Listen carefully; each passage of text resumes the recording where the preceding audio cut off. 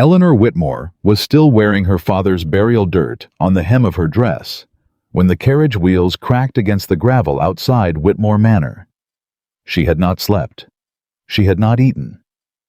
And now a man in a black coat was climbing down from his carriage, holding a folded paper like a blade. He had come to collect a debt. He did not yet know the debt was about to answer its own door. If you're watching this story tonight, hit subscribe and follow me all the way to the end, and drop the name of the city you're watching from, so I can see just how far this story has traveled. They had buried Thomas Whitmore that morning in a plot behind the orchard, where the summer grass had already gone the color of straw. Eleanor had stood at the graveside in her mother's old mourning dress, the seams too tight in the shoulders, and she had not cried. Not once. She had learned over the past 6 years of watching her father drown in debts he refused to name aloud that crying solved nothing. Numbers solved things. Numbers and the will to face them. She was still in that dress dirt, still clinging to the black wool at her ankles when she heard the carriage. It did not sound like the doctor's gig light and rattling. It did not sound like Reverend Adams's cart, slow and creaking under the weight of his sympathy calls. This was heavier, deliberate. Wheels that had never once been asked to hurry for anyone. Eleanor set down the ledger she had been holding. She had not put it down once since the funeral, not even at the graveside tucked under her arm like a second heart. And she walked to the window. A black carriage. 2 matched horses groomed to a shine that made the dust of the road look like an insult. A crest on the door she did not recognize, though she recognized the kind of man who traveled beneath one. Martha, the housekeeper, appeared in the hallway, with her hands twisted into her apron. "Miss Eleanor, there's a gentleman. I saw him. He asked for the master of the house." Eleanor's jaw tightened. "Then he has come to the wrong door, hasn't he? There is no master here. There hasn't been one in 6 years, not really, and there certainly isn't one this morning." "Miss, I'll answer it, Martha." The knock came before she reached the door. 3 strikes. Even-spaced, unhurried, the knock of a man who had never once wondered whether a door would open for him. Eleanor smoothed the front of her dress, felt the crust of graveyard dirt beneath her palm, and did not bother to brush it away. Let him see it. Let him see exactly what kind of morning he had chosen to arrive in the middle of. She opened the door. He was younger than she expected. That was the first thing that struck her, and she hated that it struck her at all.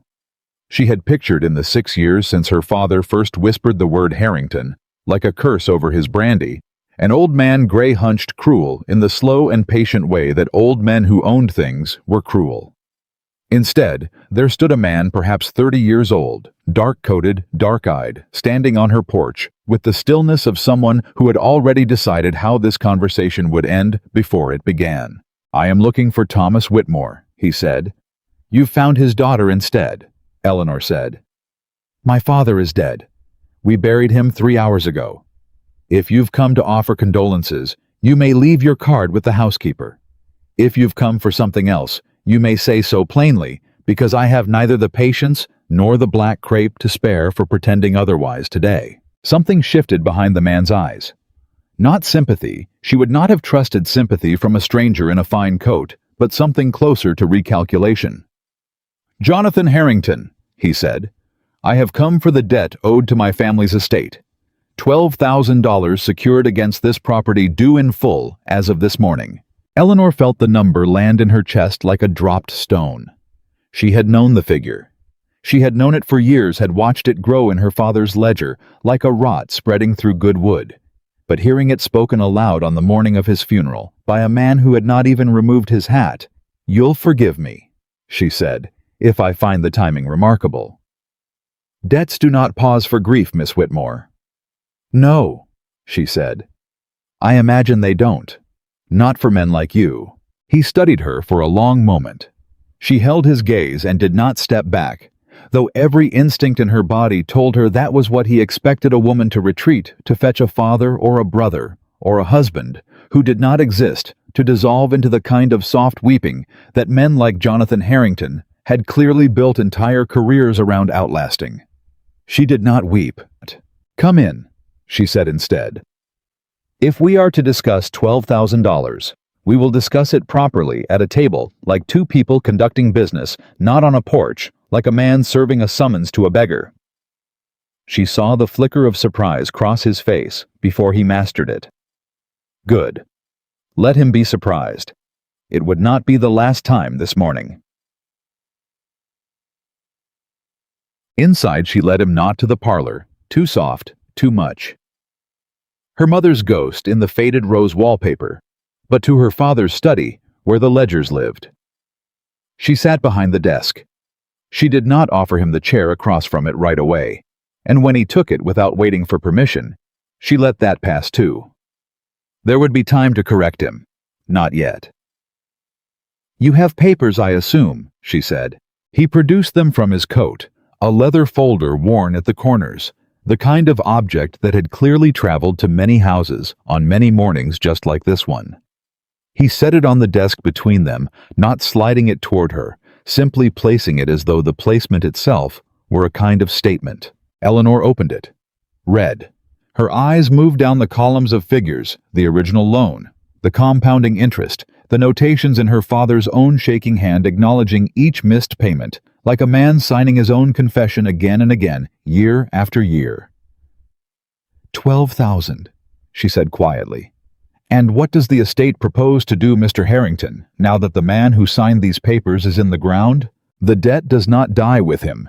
It transfers to his heirs, or it is satisfied through seizure of the collateral property. He said it without cruelty, which somehow made it worse than cruelty would have. He said it the way a man reads a weather report. This house, this land, the orchard, the tenant farms, all of it. You mean to take my home? I mean to collect what is owed. Those are not the same sentence, Mr. Harrington, though I notice you say them as if they were. He tilted his head slightly. Do you dispute the debt, Miss Whitmore? I dispute the assumption sitting underneath your question, she said.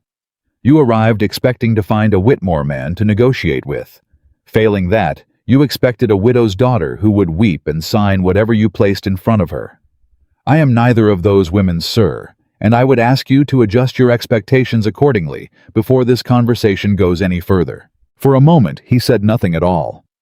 Eleanor watched him, watched the way his gaze moved from her face to the ledger open beneath her hands, to the ink still faintly staining her fingers from the accounts she had been reworking at dawn before the funeral. Before anything. Because numbers were the only thing in the last 6 years that had ever made sense to her when nothing else did. You keep the books, he said. It was not quite a question. I have kept them since I was 16 years old, when it became clear my father would rather drink than count. I know every dollar this house owes, and every dollar it is owed in return down to the cent. So no, Mr. Harrington. I do not dispute the debt. I dispute being spoken to as though I do not understand it better than you do. He almost smiled. She saw at the corner of his mouth a fraction of movement gone as quickly as it came. Then perhaps, he said, you'll understand why I have no interest in wasting the morning. Nor do I, so let us not waste it. What are your terms? There is only one term, full payment within 30 days, or the property transfers to the Harrington estate effective immediately, and you and your household vacate by the 1st of the month. Eleanor felt something cold settle into her spine, the kind of cold that came not from fear, but from the sudden total clarity of a trap closing. 30 days. $12,000. A dead father, a household of 6 people who depended on this roof, Martha, old Samuel, in the stables, the tenant families on the eastern fields, who had nowhere else to plant their summer crop. You know I cannot raise that sum in 30 days, she said. You knew it before you climbed down from that carriage. I know what the papers say, Miss Whitmore. I am not in the habit of inventing sympathy I do not owe. No, she said. I don't imagine you are. She closed the ledger, folded her hands atop it, and when she spoke again, her voice had gone very quiet. Not soft, never soft, but quiet in the way of a woman choosing each word like a stone she meant to set precisely into a wall. Then let me offer you a different arrangement. One that does not require you to put 6 people onto the road in the middle of summer, and does not require me to hand you a house my grandfather built, with his own 2 hands over a debt my father accumulated, one bad decision at a time while I was too young to stop him. I did not come here to negotiate, Miss Whitmore. You came here to collect, Eleanor said, and I am telling you there is more than one way to collect. He left without a signed agreement that morning. Eleanor watched the black carriage pull away down the drive from the study window, and only once the sound of the wheels had faded entirely did she let her hands folded so carefully atop the ledger begin to shake. Martha found her there 10 minutes later, still standing at the window. Miss Eleanor, what did he want? Everything, Eleanor said. He wanted everything, Martha, and I told him he could not have it without discussing terms first. Terms. Martha's voice was careful. Miss, forgive me, but what terms does a man like that ever agree to? Men like Harrington don't bargain. They collect. Eleanor turned from the window. Her face, Martha would say later, looked nothing like a grieving daughter's face, and everything like her father's face on the rare mornings years ago, before the drink took him fully, when he had still believed the estate could be saved. Then I will have to be the first thing he has ever had to bargain with, Eleanor said, because I am not leaving this house, Martha. Not for him, not for anyone. 3 days passed before Jonathan Harrington returned. Eleanor spent them the way she spent every difficult hour of her life, with the ledger open, with candles burned down to their stubs, with figures crossed out and rewritten, and crossed out again, until the paper wore thin beneath the strain of her pencil. $12,000. She could not raise it. Not from the orchard's summer yield, not from selling off what little jewelry her mother had left her, not from every favor she might call in from every family in the county who owed the Whitmores kindness from better years. She had done the arithmetic a dozen ways, and every path ended at the same wall. But there was another kind of arithmetic, not one written in dollars. When the carriage returned, same black paint, same matched horses, though this time Jonathan Harrington came alone, without the leather folder, without the papers. Eleanor was waiting for him on the porch before he had even climbed down. You've reconsidered, he said, and there was something almost curious in the way he said it, as though she were a puzzle he had not expected to occupy so much of his thinking in 3 short days. I've prepared a proposal, Eleanor said. Come inside. I'd rather not conduct this in the yard like a horse trade. He followed her again to the study. This time she gestured to the chair before he sat in it uninvited, and she saw something in his expression register the correction, small but noted. I cannot pay $12,000 in 30 days, she said without preamble. You know that. I know that. I will not waste either of our time pretending otherwise. Then we have nothing further to discuss. We have everything further to discuss, Mr. Harrington, if you will simply stop assuming you already know what I'm about to say. She met his eyes directly. You want this land. Not the debt, the land. $12,000 is a sum of money to a man who owns half the county. What you want is the property because it borders your own holdings, and because a Whitmore refusing to sell has irritated your family for 2 generations. Am I wrong? The silence that followed told her she was not. So, Eleanor continued, I am not going to offer you money I do not have. I am going to offer you a marriage. Jonathan Harrington went very still. You go too far too fast, Miss Whitmore. I go exactly as far as the situation requires, Eleanor said. You want the land. I intend to keep it. A marriage between us resolves both. The debt is absorbed into the union rather than seized as collateral. The house remains under Whitmore roof, under my management, as it has been for 6 years already, whether my father was fit to admit it or not. And you gain what you actually came here for, not a piece of paper promising future payment, but the land itself joined to yours permanently, without the scandal of having driven a grieving family into the road. You propose marriage, he said slowly, as a business transaction. I propose marriage as the only transaction available to me that does not end with 6 people I am responsible for sleeping under a hedge, come autumn. Eleanor said, I am not asking you to love me, Mr. Harrington. I am asking you to be practical. I understand you are very good at that. He rose from the chair. walked to the window, the same window she had watched his carriage disappear from 3 days earlier, and stood with his back to her for a long moment. "You understand what you are proposing," he said finally, without turning. "Not a summer engagement. A binding contract. Your name tied to mine, your household folded into mine for the rest of both our lives. I understand it perfectly. And you would do this, to a stranger, to save a house." "I would do this," Eleanor said, "to save 6 lives that depend on that house remaining standing. The house is only wood and stone, Mr. Harrington.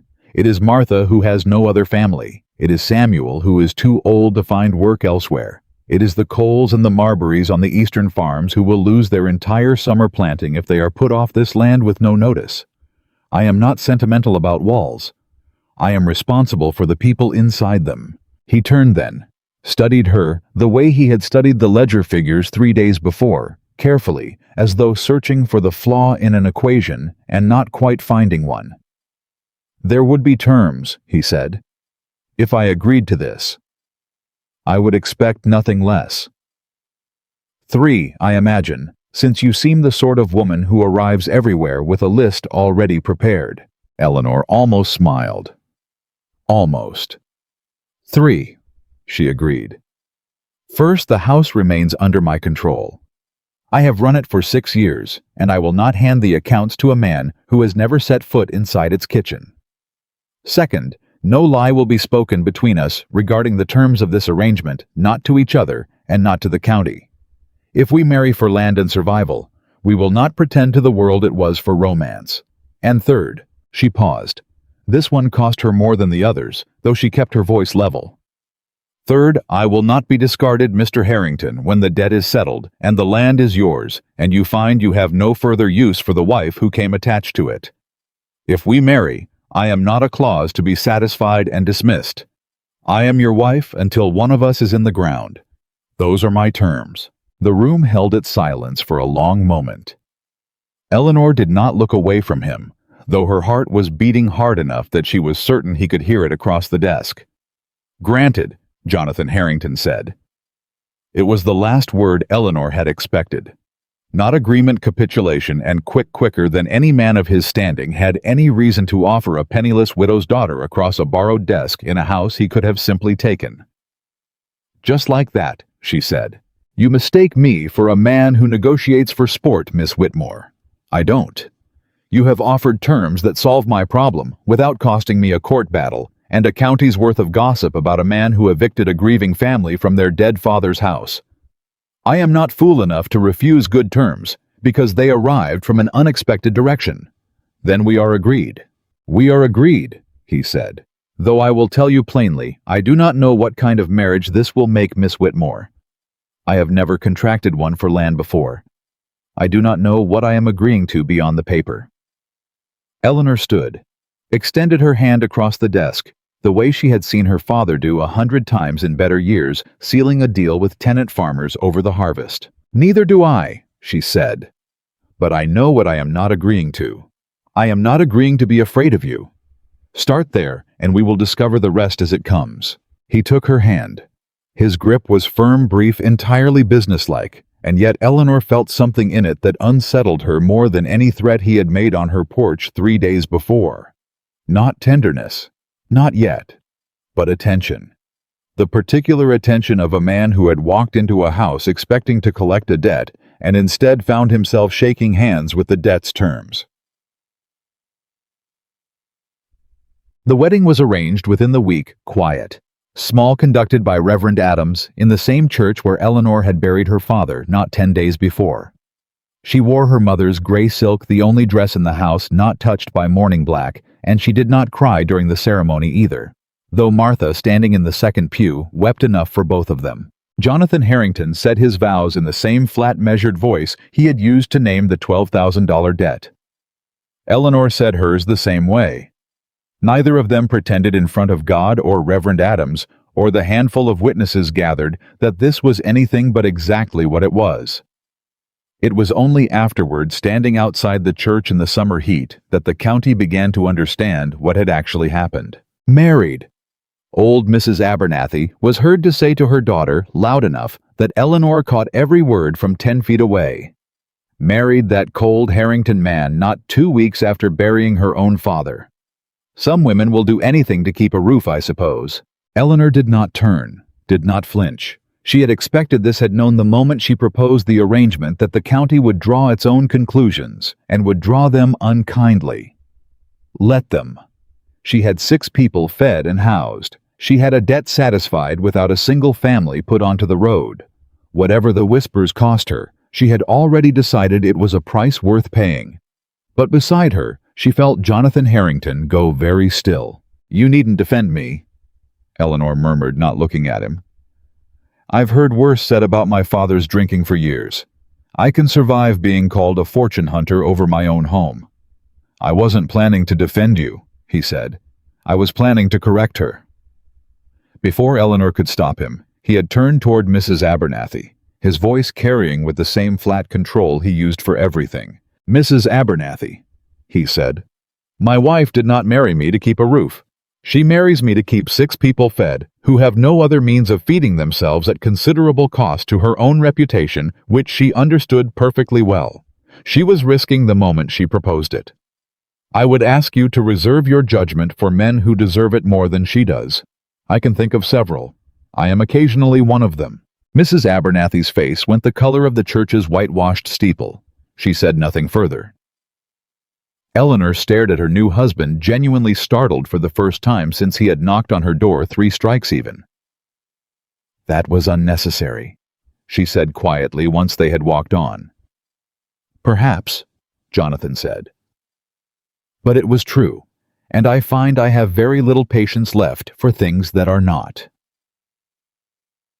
The first weeks at Harrington House taught Eleanor more about her husband's world than 6 years of her father's whispered warnings ever had.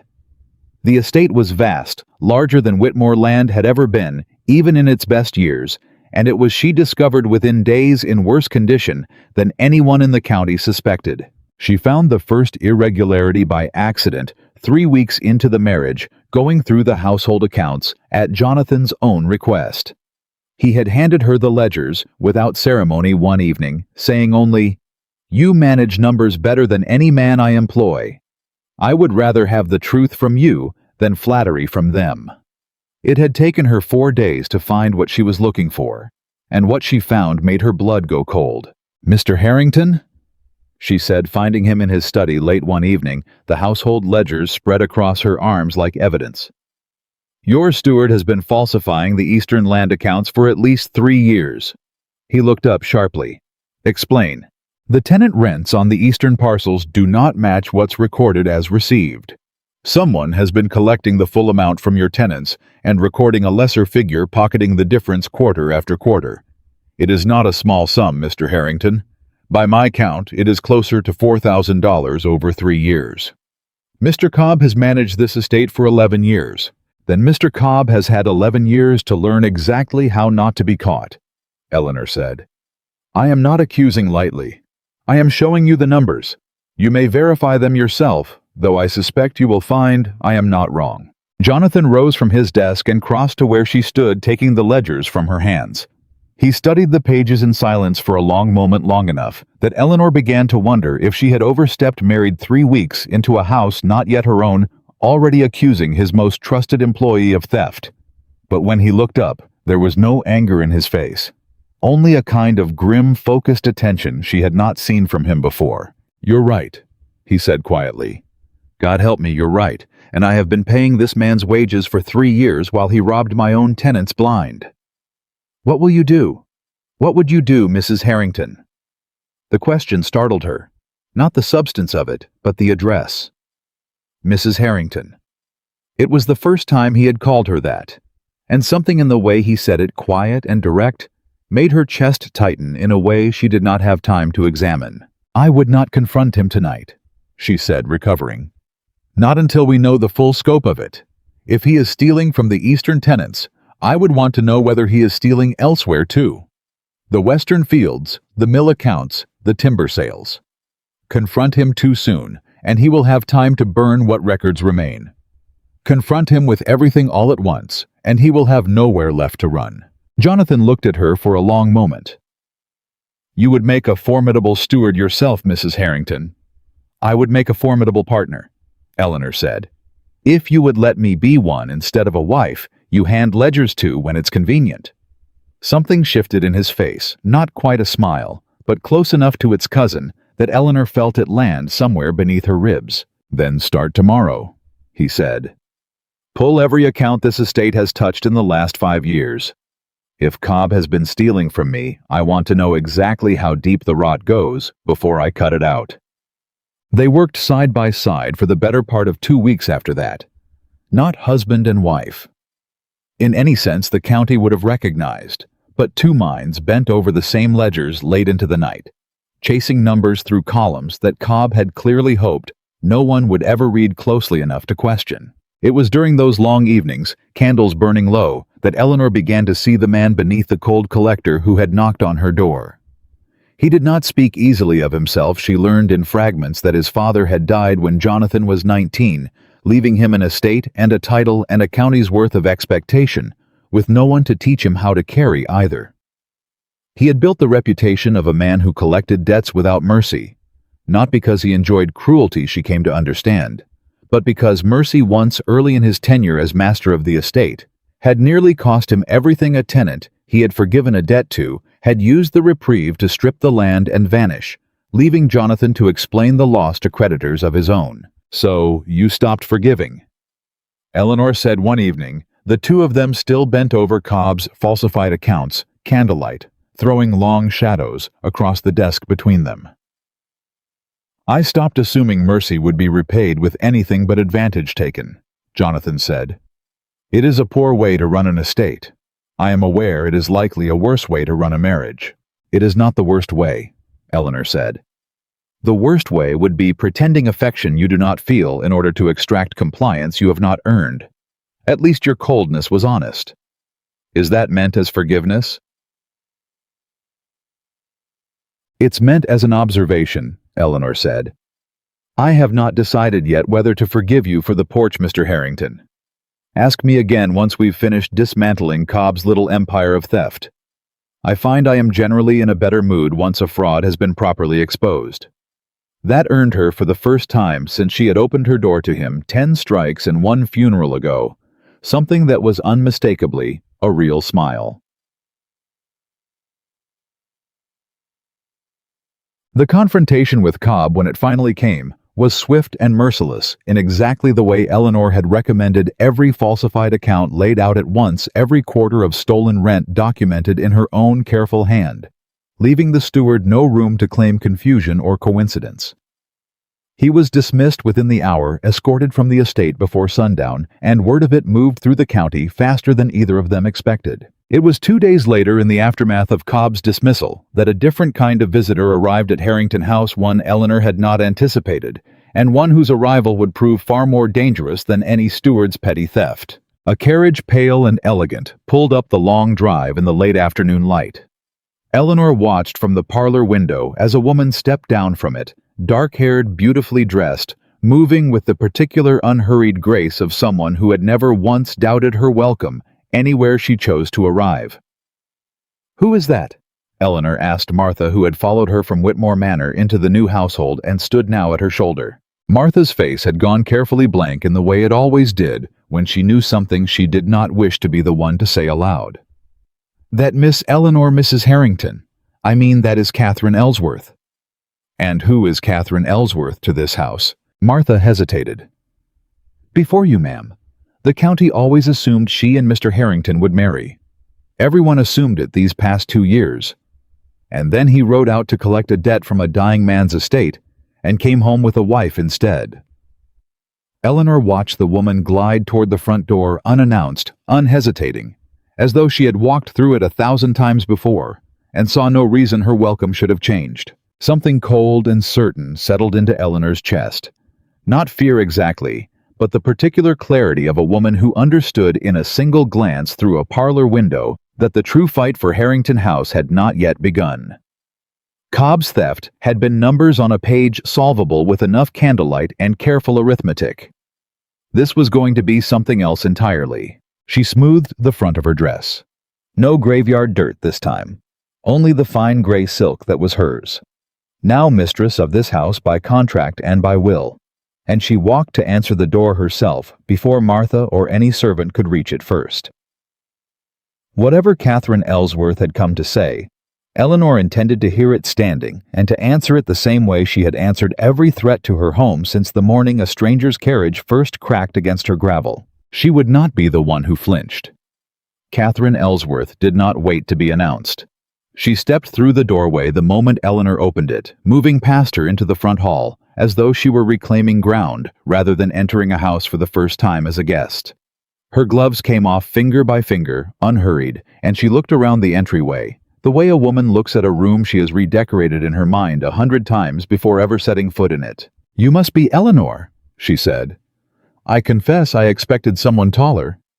"And I confess I wasn't expecting anyone at all," Eleanor said. "Mrs. Ellsworth, is it?" "Miss Ellsworth?" Catherine's smile arrived and departed in the space of a breath. "Though I suppose that detail interests you more than it should." "It doesn't interest me in the slightest," Eleanor said. "I only ask because a woman generally likes to know the correct name of whoever has walked uninvited into her home." Something flickered across Catherine's face, brief, sharp gone before it could be named. "Your home," she repeated. "How quickly that word settled on your tongue. 3 weeks a bride, and already you say it as though you were born within these walls." "I say it because it's true," Eleanor said. "Is there something I can help you with, Miss Ellsworth, or did you simply come to inventory the furniture?" Catherine's laugh was low, genuinely amused, and entirely without warmth. "I like you," she said. "I didn't expect to. The county has been calling you a fortune hunter for a fortnight, and I confess I came prepared to find one. Instead, I find a woman with a spine. That's rarer than you'd think among the wives who marry into this family." "I didn't marry into a family," Eleanor said. "I married a man. If you have business with him, he's in his study. If your business is with me, I'd ask you to state it plainly, because I have a household to run and very little patience left over for riddles." "My business," Catherine said, "is a courtesy, one woman to another." "Then be courteous quickly.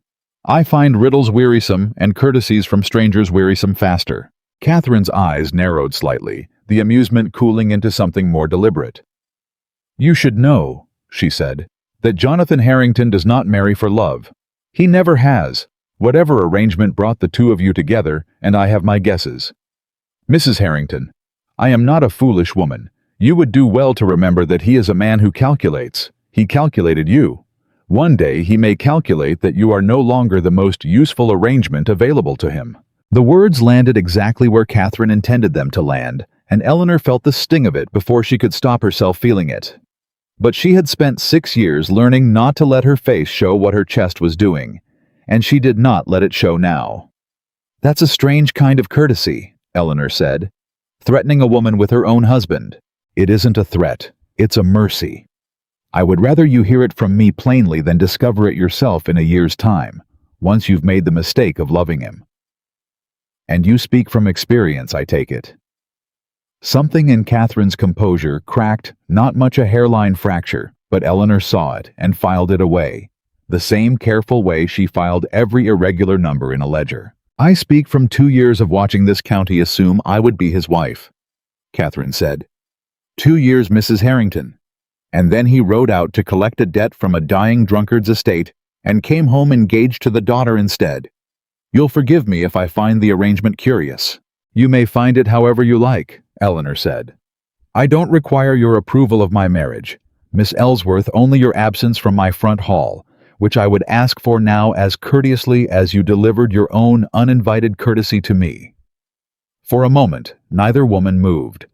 Then from the hallway behind them a door opened and Jonathan's voice cut through the silence before either of them could speak again. "Catherine." He said her name the way a man says a word he has trained himself not to flinch at.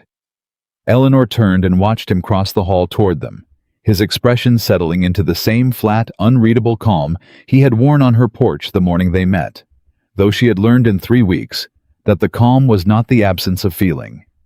It was the effort of containing it. "Jonathan," Catherine said, and her voice had changed entirely. Softer, warmer, aimed at him like sunlight redirected through a glass. "I only came to welcome your new wife to the county. It seemed the neighborly thing to do." "You came to frighten her," Jonathan said. "I know you well enough for that, Catherine. 3 weeks is not so long that you'd forget the particular way I know you." Catherine's composure did not break, but it thinned visibly the way ice thins before the crack shows. "I only told her the truth," she said. "That you are a man who calculates. Or has that changed too, along with everything else this summer?"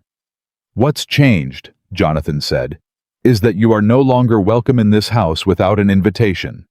Catherine, I would ask you to remember that the same way I've remembered every kindness and every unkindness you've shown me over the years, carefully and in full." The silence that followed was its own kind of violence. Catherine looked between the two of them, and Eleanor watched something calculating settle into her expression, replacing the wounded softness like a curtain dropping. "As you wish," Catherine said finally. She drew her gloves back on finger by finger, the same unhurried motion she'd used to remove them. "I'll see myself out. I generally do." She paused at the door and turned back once more, and this time her eyes went to Eleanor and stayed there. "You should ask your husband," she said, "about the Eastern Land Survey from 4 years ago, the one Cobb filed just before the Whitmore debt was first recorded against your father's property. I only mention it as a courtesy, Mrs. Harrington. One woman to another." Then she was gone, the carriage wheels already turning, before either of them could reach the window.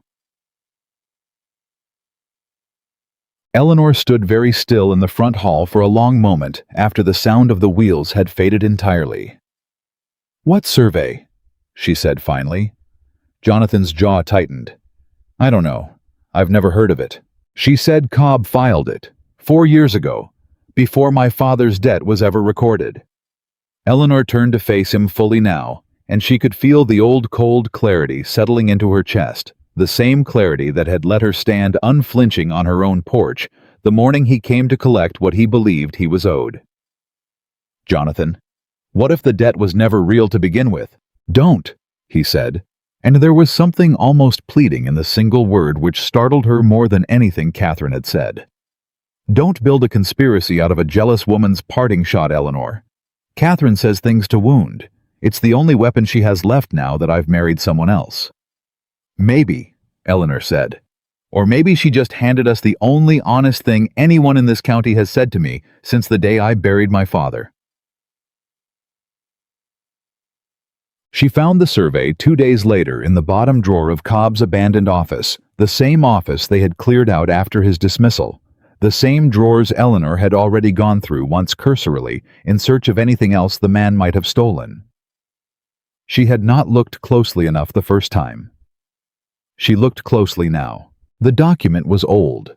The ink faded to the color of weak tea, but the signature at the bottom was unmistakable. Josiah Cobb, Land Surveyor, dated 4 years past, describing the eastern boundary between Harrington and Whitmore Holdings, with a line drawn 6 feet further onto Whitmore land than the original deed allowed. 6 feet did not sound like much. Until Eleanor traced the line across the entire eastern boundary mile after mile, and understood that 6 feet compounded over 4 miles of shared border was not 6 feet at all. It was nearly 11 acres. 11 acres of prime bottomland, quietly redrawn onto Harrington ledgers, 4 years before her father's debt was first recorded, 4 years before a Whitmore signature ever appeared on a loan document naming Harrington as creditor. Her hands were not steady when she carried the document to Jonathan's study that evening. "I need you to look at this," she said, "and I need you to tell me I'm wrong." He read it in silence. She watched his face the way she had watched it on her own porch, searching for the flicker that told her which way the moment was about to break. "This is Cobb's hand," he said finally. "Yes. This redraws the boundary. Yes, Eleanor." He looked up at her, and for the first time since she had known him, she saw something in his face that looked almost like fear. If this line is false, if Cobb altered the boundary before your father's debt was ever recorded, then the debt itself may have been built on stolen land, Eleanor finished. My father may have owed you money for 11 acres that were never yours to claim in the first place, which means the entire foundation of the debt that brought you to my door is fraudulent, Jonathan said. The word came out of him low and rough, like something being pulled up from underneath a great weight. God help me, Eleanor. If this is true, I didn't seize your home over an honest debt. I seized it over a theft I never knew was committed in my own name. You didn't seize anything, Eleanor said. I offered you a marriage before you could. That is not the mercy you think it is, Jonathan said. If Cobb built this fraud to move your family's land into mine, then everything that followed the debt, my carriage on your gravel, the paper I put in front of you the morning of your father's funeral, all of it traces back to a lie I never questioned closely enough to catch. Eleanor sat down slowly across from him, the survey still trembling faintly in her hands. Then we find out how deep it goes, she said. Together. Because if Cobb falsified one boundary, Jonathan, I promise you he did not stop at one. They worked through the night and through the next 3 nights, after that pulling every land record, either estate-possessed, deeds, surveys, tax assessments, tenant agreements, stretching back a decade. Eleanor's eyes burned from candlelight and close reading, and more than once she found Jonathan asleep at his own desk near dawn, his head bent over a column of figures he'd been chasing until exhaustion finally caught him. On the 4th night, she found the second fraud. Jonathan? Her voice cut through the quiet study, and he startled awake, blinking at her across the desk. Wake up. I found the tax assessment from the year the debt was first recorded. He rubbed a hand across his face. What does it show? It shows that my father's property was assessed at nearly double its true value the year before he borrowed against it, Eleanor said. Which means when he came to your family for a loan, he wasn't borrowing against 11 acres stolen by a bad survey. He was borrowing against a valuation that didn't exist at all, a number Cobb inflated, so the loan itself would look larger and more secure than the land could ever actually repay. My father didn't drink this family into ruin, Jonathan. He was handed a debt built to be impossible to satisfy from the very first signature. Jonathan was silent for a long moment. When he finally spoke, his voice had gone rough in a way Eleanor had not heard from him before. Then Cobb didn't just steal 11 acres, he said. He built an entire trap. He inflated the value of your father's land, so my family's loan office would approve a larger loan than the property could ever support. He redrew the boundary to strengthen the collateral on paper. And when your father inevitably failed to pay it back, the land would fall to Harrington regardless, Eleanor said. Whether I married you or not, whether my father lived or died. The trap was built years before either of us ever stood on my porch. But why? Jonathan said almost to himself. Cobb was a steward, not a landowner. What did he gain from stealing 11 acres and burying it inside a fraudulent loan? Eleanor had already been turning that question over for the better part of an hour, and the answer she had arrived at sat cold and heavy in her chest. Unless he wasn't stealing it for himself, she said. Unless someone paid him to build the trap. Someone who wanted Whitmore land folded into Harrington Holdings badly enough to falsify records for 4 years running and patient enough to wait for the debt to finally come due. Jonathan looked at her, and she watched the same thought arrive in his own eyes, a half-second behind hers. Catherine, he said. She told me about the survey, Eleanor said. Herself. Unprompted, standing in your front hall. A woman doesn't hand you the thread that unravels her own scheme, Jonathan, unless she's either very foolish or very confident you'll never pull it far enough to reach her. Catherine is not foolish. No, Eleanor said. She isn't.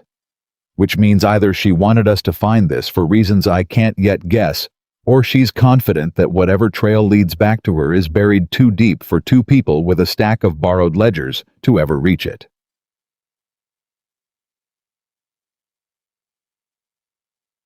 The answer, when it came, arrived not through further digging, but through an unexpected knock at Harrington House 3 days later, a knock Eleanor recognized instantly, though she had heard it only once before, on a very different porch, on a very different morning. 3 strikes, even, unhurried. She reached the door before any servant could, some instinct telling her this particular visitor deserved to be met by her directly. But it was not Catherine standing on the step. It was an old man, weathered and stooped, holding his hat against his chest with both hands the way men hold hats when they've come to confess something. "Mrs. Harrington," he said. "My name is Elias Marbury. I farm the eastern tenant lot, have done near 30 years now, same as my father before me. I heard tell you, and the master have been asking questions about the old boundary line." "We have," Eleanor said carefully. "Do you know something about it, Mr. Marbury?" The old man's hands tightened on his hat brim. "I know Cobb come to my land 4 years back, asking me to sign a paper saying I'd always known the boundary sat where he wanted it to sit. Paid me $8 to put my mark on it. I'm not a proud man, Mrs. Harrington. I had 5 children and a bad harvest that year, and $8 was $8.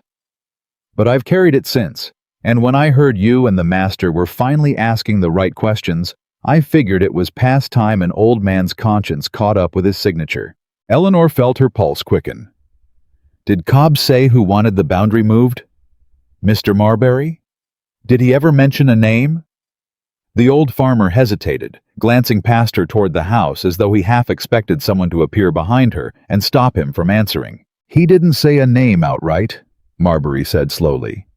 "But I recall him saying, and forgive me, ma'am, if my memory's gone soft with the years, I recall him saying he answered to a lady now, not just to the Harrington estate.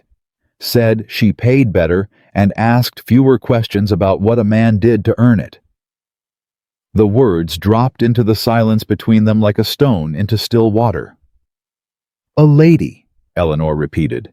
"That's all I know, Mrs. Harrington. I swear it on my children's lives. But I thought you ought to hear it from an honest mouth, whatever's left of one, before it's too late to matter." Jonathan's face when Eleanor relayed the old farmer's words to him that evening had gone the color of ash. "It isn't proof," he said, though his voice carried none of the conviction the words were meant to hold. "An old man's memory of a conversation 4 years past isn't proof of anything, Eleanor." "No," Eleanor agreed. "But it's a second thread pointing the same direction as the first. And I have learned keeping ledgers since I was 16 years old that when 2 threads point the same direction independently, a wise woman stops calling it coincidence and starts calling it a pattern." Jonathan sat down heavily, the fraudulent survey still spread across his desk from their earlier work, and pressed both hands against his eyes. "If Catherine built this," he said, "if she spent 4 years constructing a fraud specifically to force your family's land into mine, specifically to force a debt that would eventually bring me to your door, then she wanted this marriage to happen," Eleanor said quietly, finishing the thought neither of them had wanted to say aloud yet. "Not prevented it, engineered it, which makes no sense, Jonathan, unless she never expected me to marry you," Jonathan said. "Unless she expected the debt to simply seize your land cleanly without complication, and instead I did something she never accounted for." "You proposed nothing," Eleanor said. "I did. I offered you marriage before you could take the house by force. And in doing so," Jonathan said slowly, "you broke whatever plan she'd spent 4 years building. She didn't want your land folded into mine through marriage, Eleanor. She wanted it seized outright cleanly, so that when Catherine and I eventually married, as the entire county always assumed we would, the Harrington estate would simply have absorbed the Whitmore holdings as spoils with no wife, no widow, no inconvenient woman standing in the way of the arrangement she'd always intended for herself." The full shape of it settled over Eleanor slowly, and with it came a cold, furious clarity she had not felt since the morning she stood on her own porch and refused to let a stranger see her cry. "She built a trap to steal my family's land," Eleanor said, "so that she could marry into it herself once it belonged to you. And when I refused to be seized quietly when I offered marriage instead of surrender, I became the one obstacle her entire scheme never accounted for." "Eleanor," Jonathan's voice had gone very quiet, "if this is true, we cannot simply confront her the way we confronted Cobb. Catherine Ellsworth's family carries weight in this county that mine can match but not overpower. If she learns we suspect her before we have proof strong enough to survive a courtroom, she will bury every thread before we can pull a single one free." "Then we don't confront her," Eleanor said. "We build the proof first. Every survey, every falsified valuation, every tenant Cobb paid to lie, we gather it all quietly, the same way she built her trap. And when we're finished, Jonathan, we hand her nothing she can burn, deny, or explain away." He looked at her for a long moment, something shifting behind his eyes that Eleanor could not quite name, not quite admiration, not quite fear, but some tangled cousin of both. "You realize," he said, "that if we're right about this, we are no longer simply defending a marriage of convenience against county gossip. We are preparing to accuse one of the most powerful families in this county of fraud theft and a 4-year conspiracy to steal land through a falsified debt." "I am aware," Eleanor said. "I have been aware since the moment Elias Marbury stood on your porch with his hat in his hands. The question, Mr. Harrington, is whether you are prepared to stand beside me when it comes time to prove it, or whether you'd rather I face Catherine Ellsworth the way I faced you, alone on a porch with nothing behind me but a ledger and a refusal to be afraid." Something in his face broke open, then not weakness, but the particular vulnerability of a man setting down a weight he had carried so long he'd forgotten it could be shared. "You will not face her alone," Jonathan said. "Not Catherine. Not anyone. I made that mistake once already, Eleanor letting you stand on your own porch while I decided whether to trust you. I don't intend to make it twice." The investigation deepened over the following 2 weeks into something far larger than either of them had first imagined. Eleanor traveled the eastern tenant farms herself, speaking quietly with families who had signed papers they barely understood in exchange for money they badly needed. Gathering testimony the way she gathered numbers patiently, exactly without embellishment. She found 3 more farmers willing to speak once Elias Marbury's confession had loosened something in the county's collective silence. Each account matched the last. Cobb appearing alone, offering money for signatures on documents few of them could fully read, always mentioning carefully, almost carelessly, that he answered to someone who paid better than the Harrington estate ever had. Jonathan, meanwhile, rode to the county land office and requested the original deed records for every parcel along the disputed boundary going back 15 years. What he found there confirmed what Eleanor had already suspected from the ledgers. Alone, the original Whitmore boundary, recorded decades earlier in Eleanor's grandfather's own hand, matched none of Cobb's later surveys. The land had been stolen in slow, patient increments, each redrawing small enough to escape notice, each one moving the line further onto Whitmore soil. 15 years, Jonathan said, laying the old deed beside Cobb's fraudulent survey on his desk one evening, the 2 documents side by side, like accused and accuser. "This didn't take 4 years to build, Eleanor. It took 15. Someone has been patiently stealing your family's land since before either of us were old enough to understand what an acre was worth." 15 years, Eleanor repeated slowly. "Catherine Ellsworth would have been a child when this began. Which means," Jonathan said, "either she inherited a scheme her family began before her, or—" He stopped. Eleanor watched the thought land in his face before he finished it. "Or her family has been planning to fold Whitmore land into their own holdings for a generation." Eleanor finished for him, and Catherine was simply the one left to complete it once she understood I intended to marry you before she could. What? The confirmation came from the last place either of them expected a letter unsigned, delivered to Harrington House by a boy who could not say who had paid him to carry it, containing a single line in careful, deliberate handwriting. "Ask Cobb where he's living now, and who pays his rent." Eleanor turned the paper over twice, searching for any mark that might identify its author, and found nothing. "Someone wants us to find him," she said.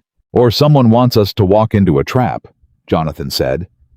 "Eleanor, we cannot simply follow an anonymous note into whatever waits at the end of it. We cannot simply ignore it either," Eleanor said.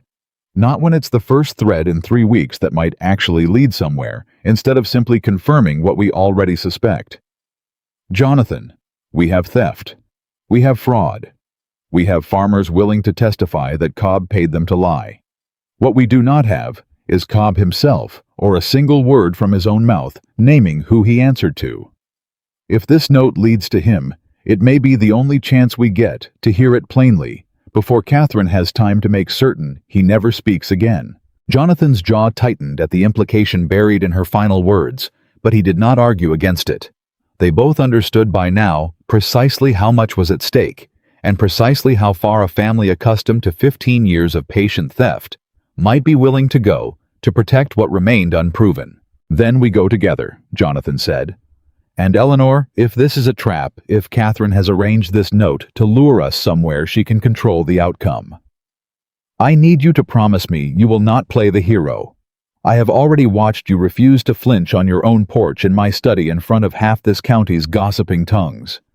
I do not need to watch you refuse to flinch in front of something that might actually hurt you." Eleanor looked at him for a long moment, something unfamiliar warming beneath the cold clarity she had worn like armor since the morning of her father's funeral. "You're worried about me," she said, and it was not quite a question. "I am," Jonathan said, and the admission seemed to cost him something, the way honesty always seemed to cost him something, as though he had spent so many years guarding against being taken advantage of. That simple concern for another person had become a kind of foreign language. He was only now slowly relearning to speak. "I did not expect to be 3 weeks ago. I find I am regardless." Eleanor did not have an answer for that, not one she trusted herself to say aloud. Not yet. Not with Cobb's trail still cold and Catherine's scheme still only half proven. But she let the silence between them sit a moment longer than strictly necessary before she finally spoke again. "Then don't lose me to a trap before we've finished proving what she did," she said. "I have too much left to prove myself for that." They found Cobb 2 days later in a rented room above a tavern on the far edge of the county, paid for. The tavern keeper admitted freely once Jonathan's name, and a few careful dollars loosened his tongue by a standing account under the name of Ellsworth. Cobb himself, when they finally stood in the doorway of his rented room, looked nothing like the confident steward who had managed Harrington's accounts for 11 years. He looked like a man who had been hiding badly and knew it. "Mr. Harrington." His voice cracked slightly on the name. "I didn't think you'd find you." Jonathan's voice was flat-controlled, the same voice he had used to name a $12,000 debt on Eleanor's porch 3 weeks ago. "You underestimated my wife Cobb. She has a talent for finding what people would rather keep buried." Cobb's eyes went to Eleanor, and something like fear moved through them. "I only did what I was told," he said. "I want that understood before anything else. I never wanted to hurt anyone. I have children, Mr. Harrington. I had debts of my own." "Who paid you?" Eleanor said. Not a question.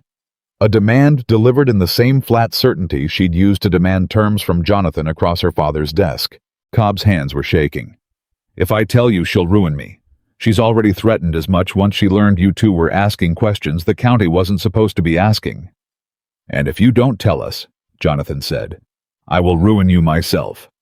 Cobb slowly and thoroughly, with every legal weapon a 15-year fraud against my own family gives me the right to use. I would consider very carefully which ruin you'd rather survive. The old steward's composure finally broke. "Catherine Ellsworth." He said the name coming out of him in a rush, as though he'd been holding it behind his teeth for weeks and could no longer bear the weight of it. Her father started it near 15 years back, when the Whitmore land first started showing weakness. Catherine took it over herself once he passed 3 years ago. She paid me to move the boundary, inflate the valuation, keep the debt growing faster than old Whitmore could ever hope to pay it down. She wanted the land folded quiet into Harrington Holdings, so that when she finally married you, Mr. Harrington, it'd come to her as good as inherited, with no one left alive who'd ever think to question how it got there. The silence that followed was total. "Will you say this before a magistrate?" Jonathan said finally, "The same way you've said it to us." Cobb's face had gone the color of old paper. "She'll destroy me if I do." "I will destroy you if you don't," Jonathan said. "And unlike Catherine Ellsworth Cobb, I am standing directly in front of you right now with every reason in the world to make good on the promise. Choose which ruin you'd prefer to survive and choose it quickly. My patience for this conversation is very nearly finished. Eleanor watched the old man's shoulders finally cave beneath the weight of 15 years of someone else's secrets, and she understood with the same cold certainty that had carried her through every hard morning since her father's funeral, that whatever came next, the trial, the scandal, Catherine's inevitable fury, once she understood her scheme had finally come undone, none of it would be gentle, and none of it would be quiet. But for the first time since a stranger's carriage had cracked against her gravel 3 weeks in a lifetime ago, Eleanor did not feel like a woman standing alone against a debt she never owed. She felt like a woman standing beside someone who had finally entirely chosen her side. Cobb's confession did not stay quiet for long. Within 2 days, word had reached the county magistrate's office that a formal complaint of fraud was being prepared against the Ellsworth estate. And within 3, the news had traveled far enough that Eleanor could feel the shift in every glance thrown her way at Market, every whisper that stopped a half-beat too late when she entered a room. "You understand what happens now?"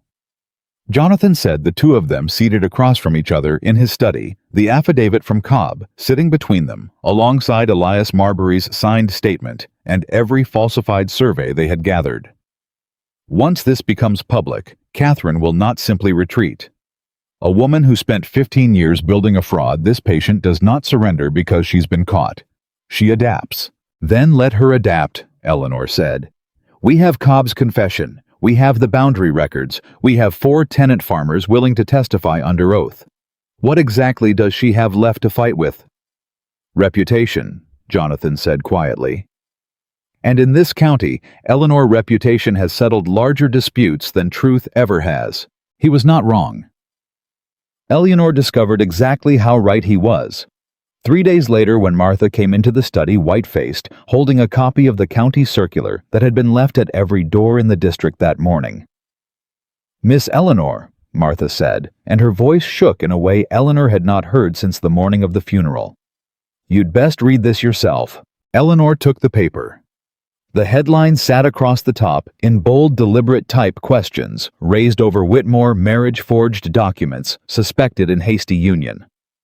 Her stomach dropped before she'd even finished the first line. The article, unsigned but unmistakably sourced from someone close to the Ellsworth family, laid out an entirely different story than the truth Eleanor and Jonathan had spent 3 weeks assembling. It claimed that Eleanor Whitmore had forged her father's signature on documents extending the family's debt in the final weeks before his death, manufacturing a crisis urgent enough to justify a hasty marriage to a wealthy man before anyone could examine the estate's true finances too closely. It claimed the survey Eleanor had discovered in Cobb's abandoned office had in fact been planted there by Eleanor herself, in a scheme to discredit an honest steward and cover her own father's mismanagement. It named her twice as a fortune hunter. It called Jonathan gently but unmistakably a man deceived. "She's turned it," Eleanor said, and her voice had gone very quiet, very still, the same stillness that had once carried her through a stranger's demand for $12,000 on her own front porch. "Everything we found. Everything Cobb confessed. She's taken it and turned it around, and now the county will read this before they ever hear a single word of the truth." "Eleanor, she's very good at this, Jonathan." Eleanor set the paper down with hands that did not shake, though everything beneath her ribs was shaking plenty. 15 years patient enough to steal land 1 inch at a time. Of course, she knew exactly how to turn a confession into an accusation the moment it threatened her. The whispers grew louder over the following week, exactly as Jonathan had warned they would.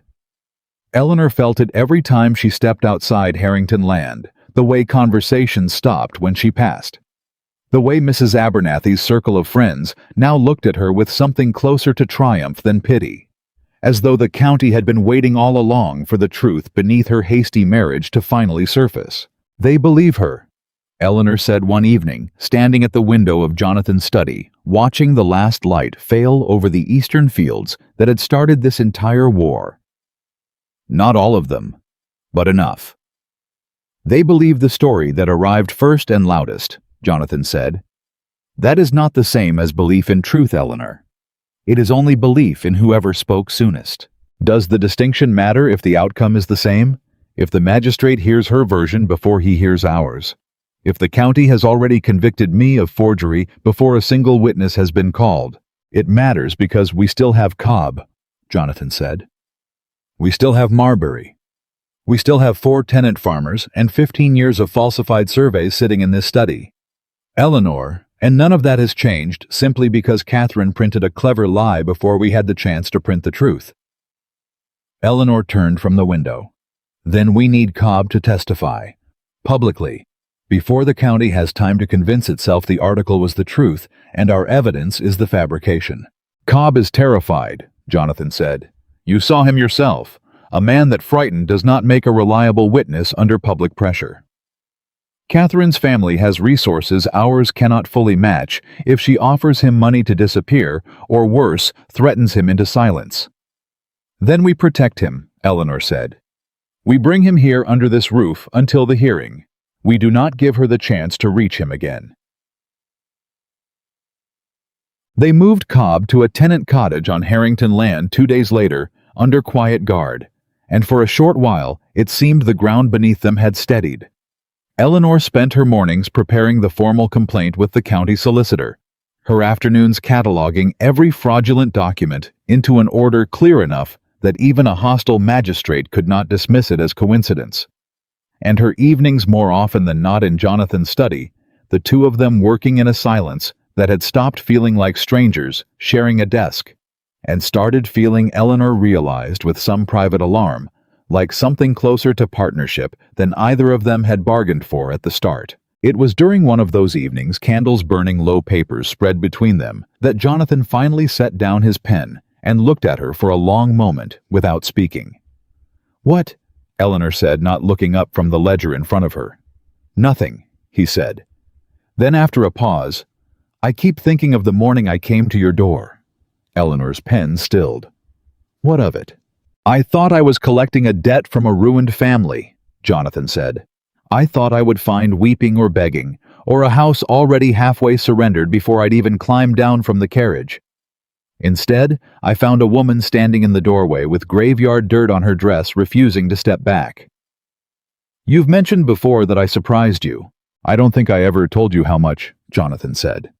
I have spent 11 years running an estate my father left me too young to understand, surrounded by men who either feared me or tried to use that fear against me.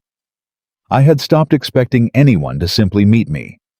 Without flinching, without flattery, without calculation beyond the plain terms of what they wanted and what they were willing to give in exchange for it. Eleanor felt something tighten in her chest, unfamiliar and unwelcome in its familiarity. I offered you a business arrangement, Jonathan. Don't mistake it for something softer than it was. I'm not mistaking anything, Jonathan said. I'm simply telling you that the arrangement stopped feeling like business to me somewhere between the Eastern Boundary Survey and tonight, and I thought you deserved to know that, rather than discover it by accident. The silence that followed held more weight than either of them seemed prepared to carry. Eleanor looked down at the ledger in front of her, at the careful columns of numbers that had been the only language she trusted for 6 long years, and found for the first time in longer than she could remember that the numbers were not enough to hold her attention. Jonathan, she said quietly, we have a hearing to prepare for.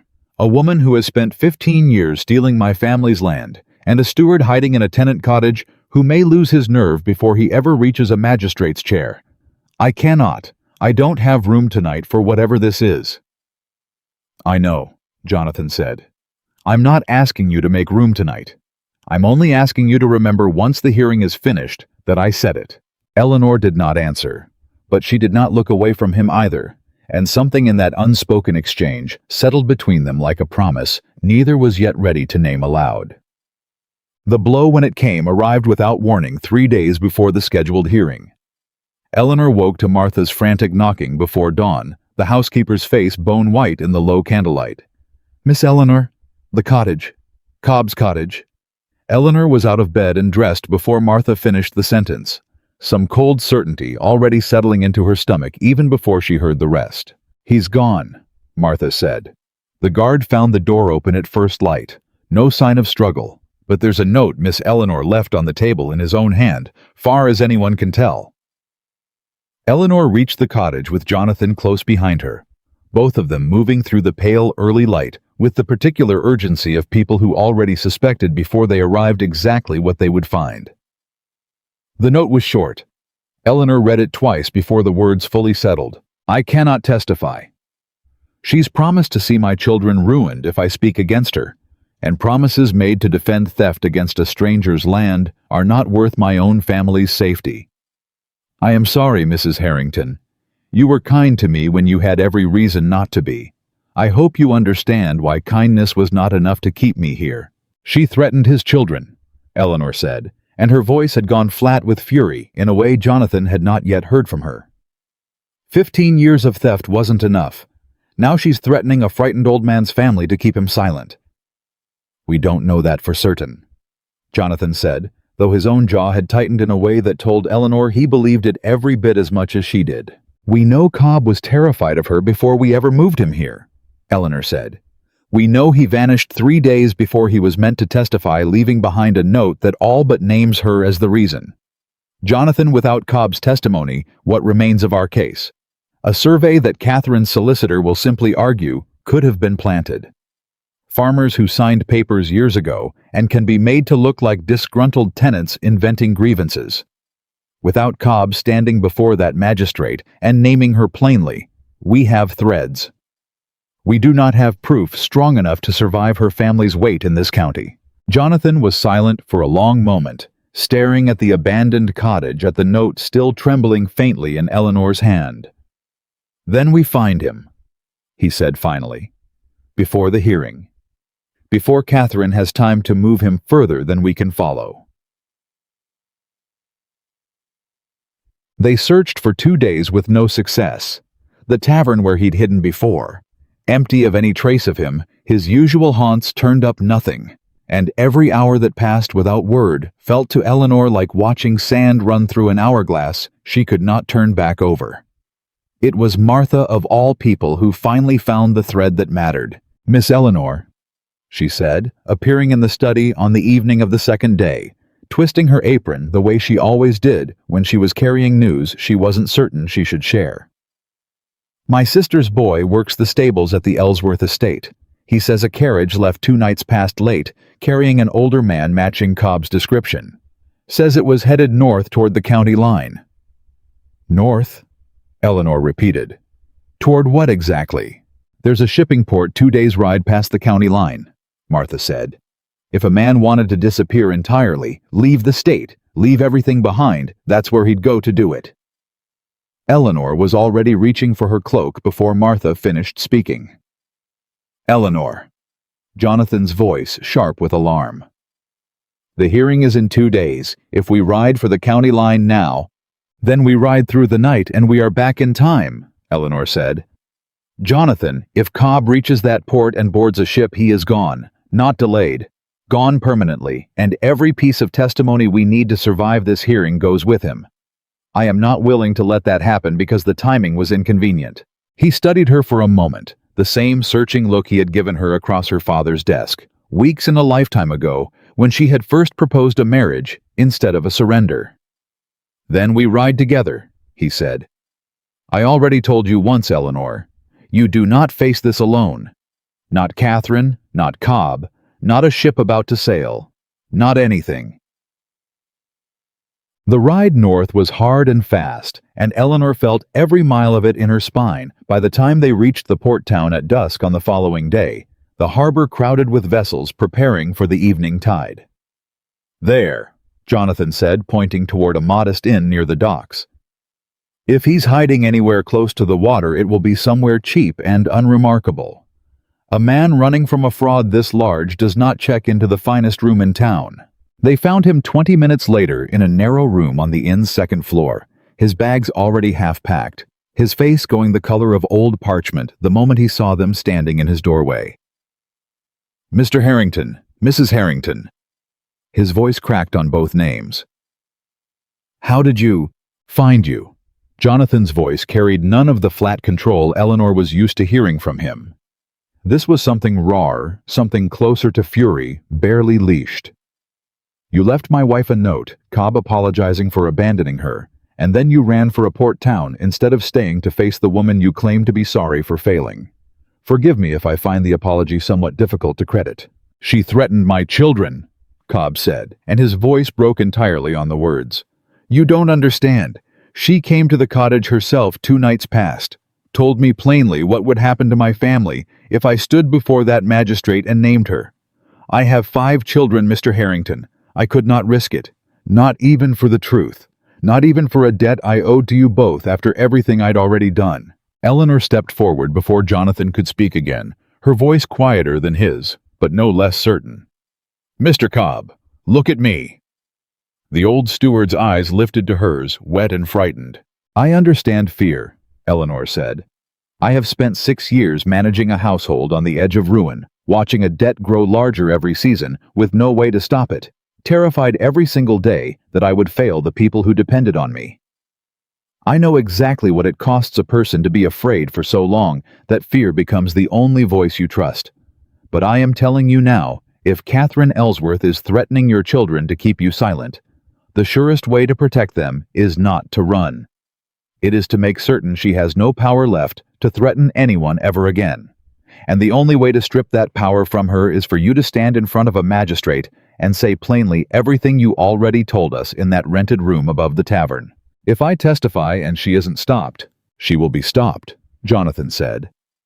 I will personally see to it that your family is protected. Cobb moved, if necessary, somewhere. Catherine's reach cannot follow for as long as it takes for the law to finish what your testimony starts. But I cannot protect a truth that runs to a harbor and boards a ship before anyone hears it. Come back with us. Testify. And I give you my word, the word of a man who has never once broken it, whatever else you may believe of me, that your children will not pay the price for your honesty. The room held its silence for a long, taut moment. Then Cobb's shoulders sank the last of his resolve to run, finally breaking beneath the weight of exhaustion and guilt he had clearly been carrying, since long before Eleanor ever found the survey in his abandoned office. All right, he said, his voice barely above a whisper. All right, I'll come back. God help me, I'll testify. They rode through this night to return in time exhaustion, pulling at every muscle in Eleanor's body, and it was somewhere in the dark hours before dawn the horses slowed to a walk to spare them. After the hard pace of the day before, that Jonathan finally spoke into the quiet between them. You were extraordinary back there, he said, with Cobb. I have negotiated with hardened men twice his courage and never found the words you found in that room. I only told him the truth, Eleanor said. That fear which runs never actually escapes anything. It only postpones the reckoning. You could have been speaking of yourself, Jonathan said quietly. The morning I came to your door, Eleanor was quiet for a moment, the horse's hooves the only sound in the dark. I nearly did run, you know.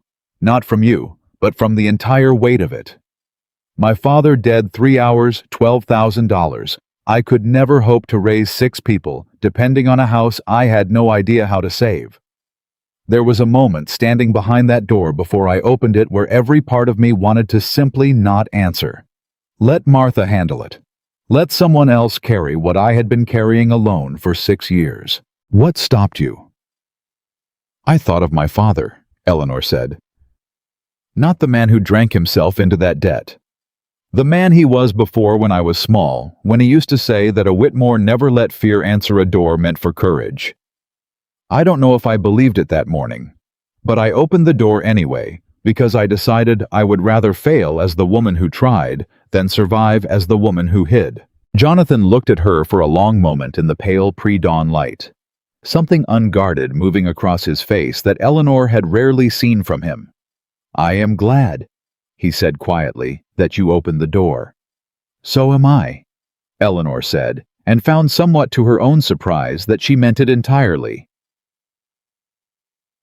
They reached Harrington House with barely half a day to spare before the hearing, and Eleanor spent what little time remained preparing.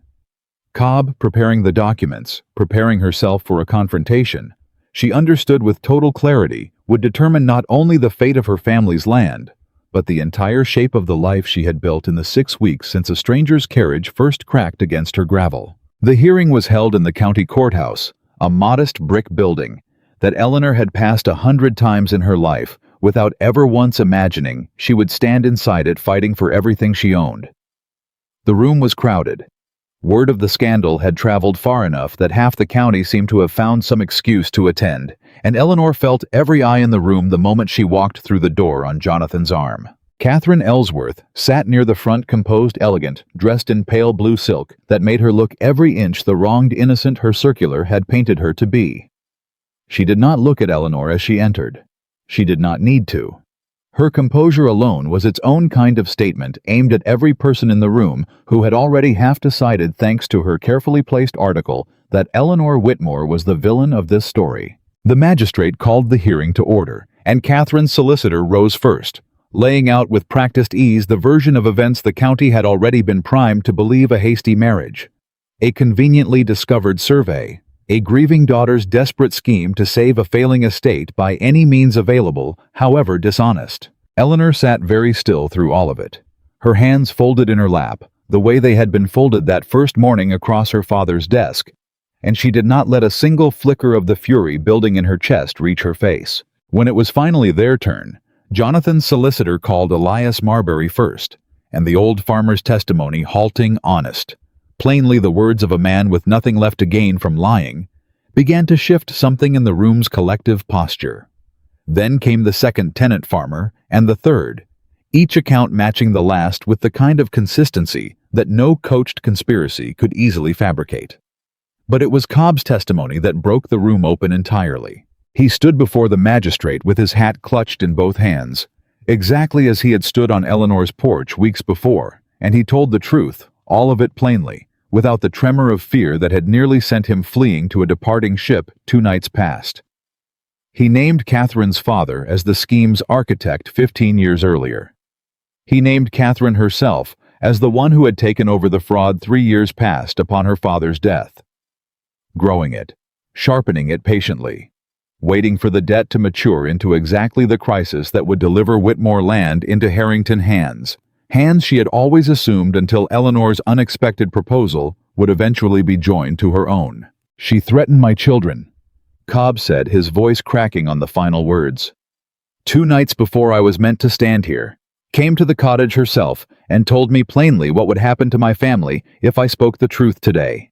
I am only standing here now because Mrs. Harrington rode through the night to remind me that running from fear never actually escapes it." The room had gone utterly silent. Eleanor watched Catherine's composed expression finally visibly crack not into guilt, not yet, but into something colder and more dangerous, the look of a woman calculating how much damage remained containable. Catherine's solicitor rose immediately, objecting, demanding proof beyond a frightened old man's word, and for a moment, Eleanor felt the tide of the room hang precariously in the balance. Then Jonathan rose. "I have proof," he said, his voice carrying clearly through the courthouse without need of raising it. 15 years of deed records from the county land office showing the original Whitmore boundary as my wife's grandfather recorded it, set against Josiah Cobb's falsified surveys, each one moving the line incrementally further onto Whitmore soil. I have the original tax assessment inflated the year before the loan was issued in a hand the county's own clerk has confirmed as Cobb's.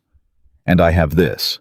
He produced a final document, one Eleanor had not seen before, and she felt her breath catch as he laid it before the magistrate. A ledger, Jonathan said, recovered from Cobb's rented room, recording every payment Catherine Ellsworth made to him over 3 years in her own hand for services rendered on the eastern boundary.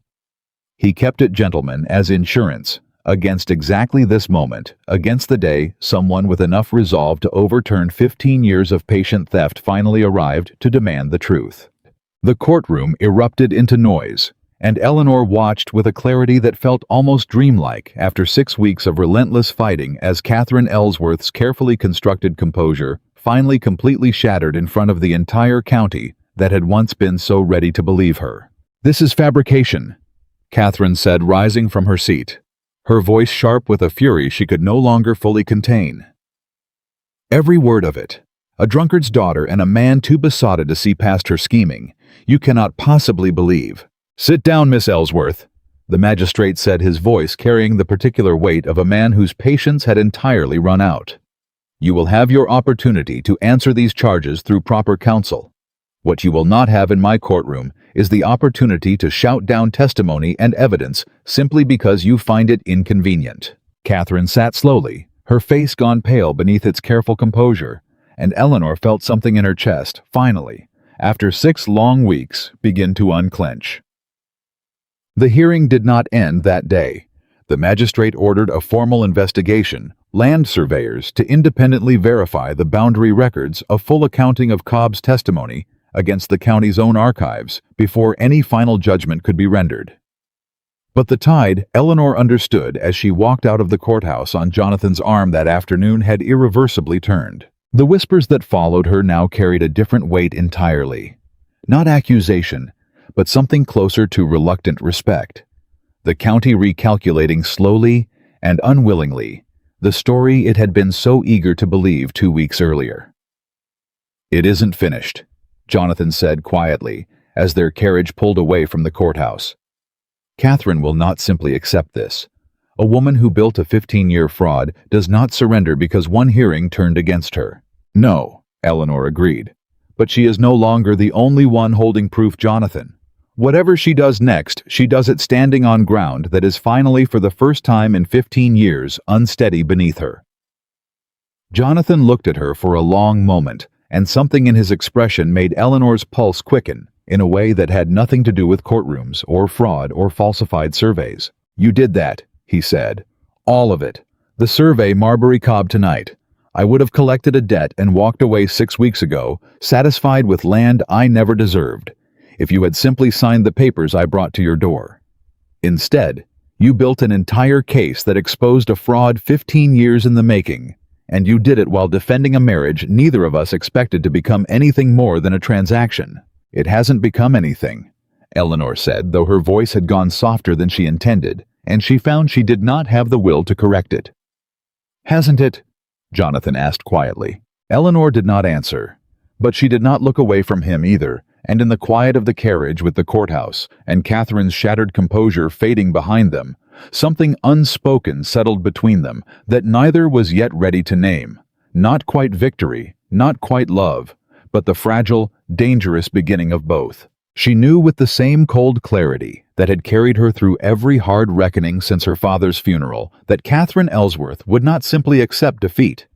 Whatever came next would be sharper, more desperate, more dangerous than anything they had faced so far. But for the first time in 6 weeks, Eleanor did not feel afraid to meet it.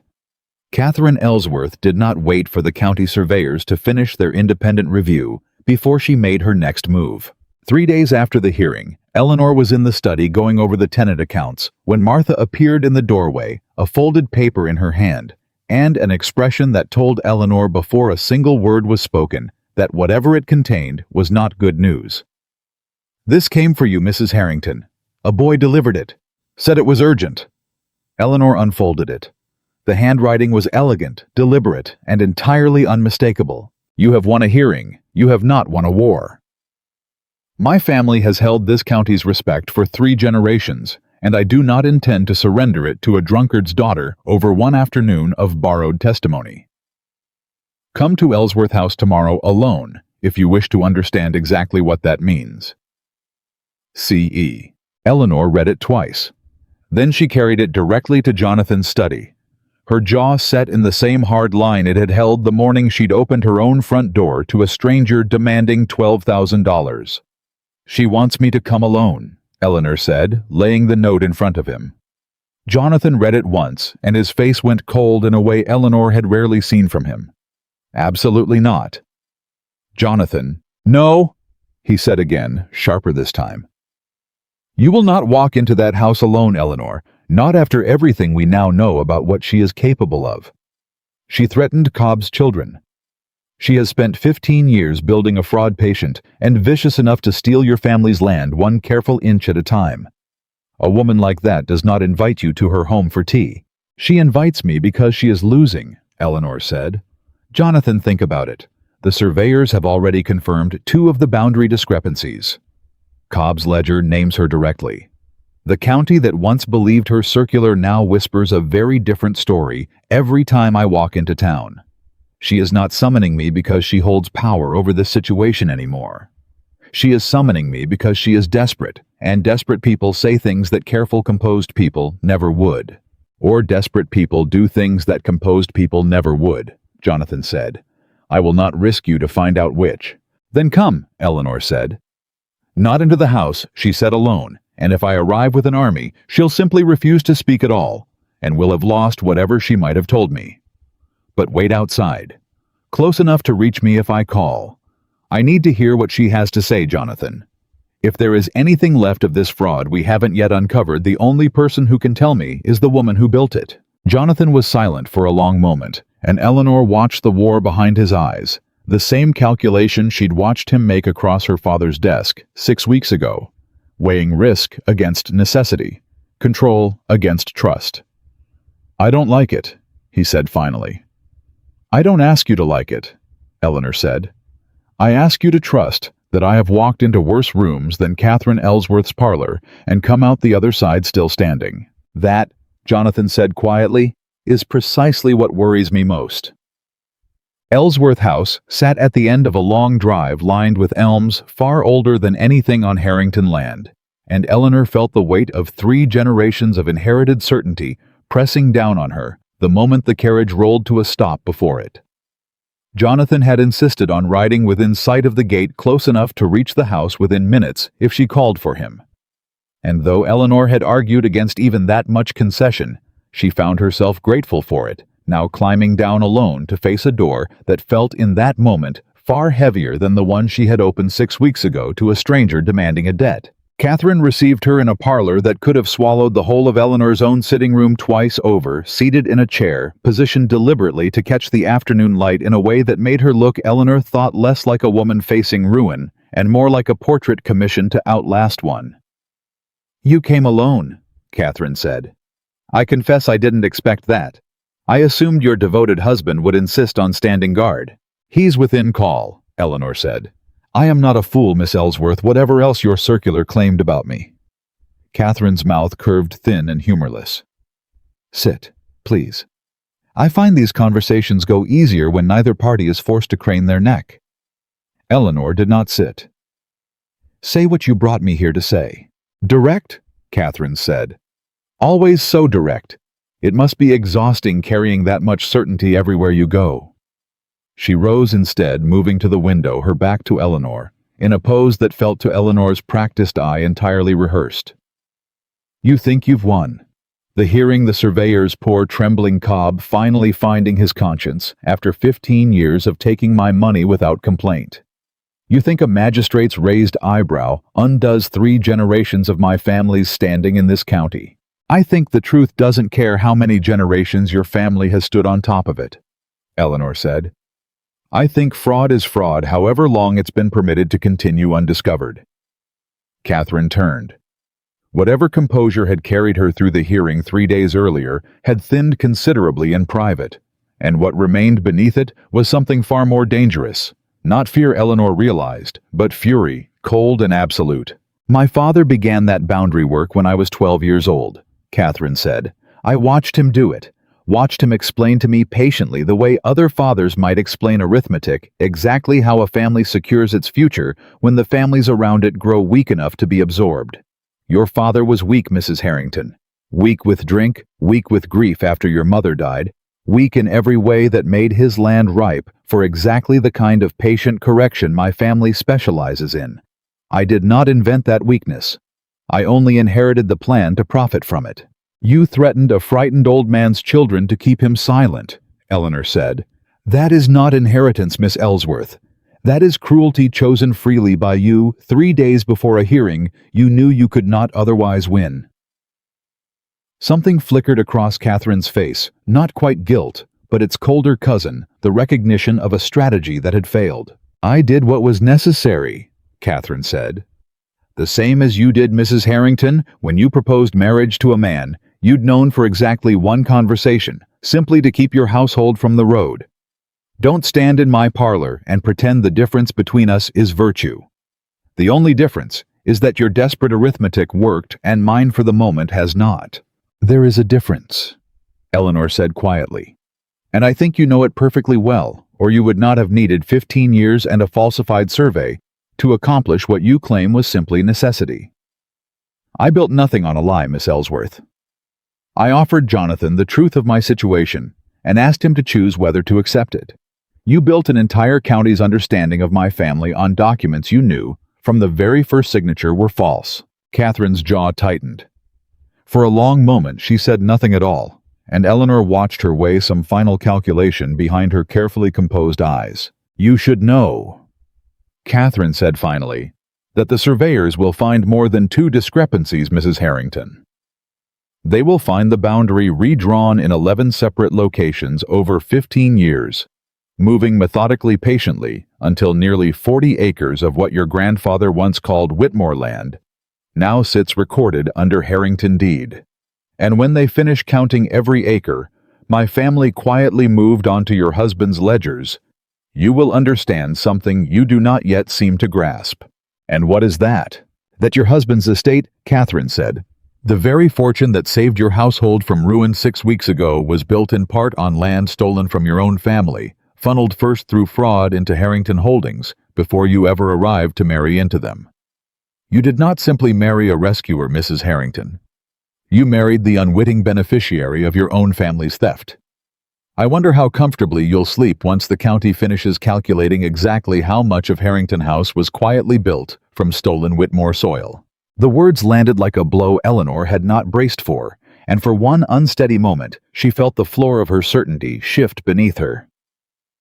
You're lying, Eleanor said, though even as she said it, some cold arithmetic in the back of her mind had already begun testing the shape of the claim, searching for the flaw and not immediately finding one. Ask your surveyors, Catherine said, and for the first time since Eleanor had walked through the door, something like satisfaction crept into her voice.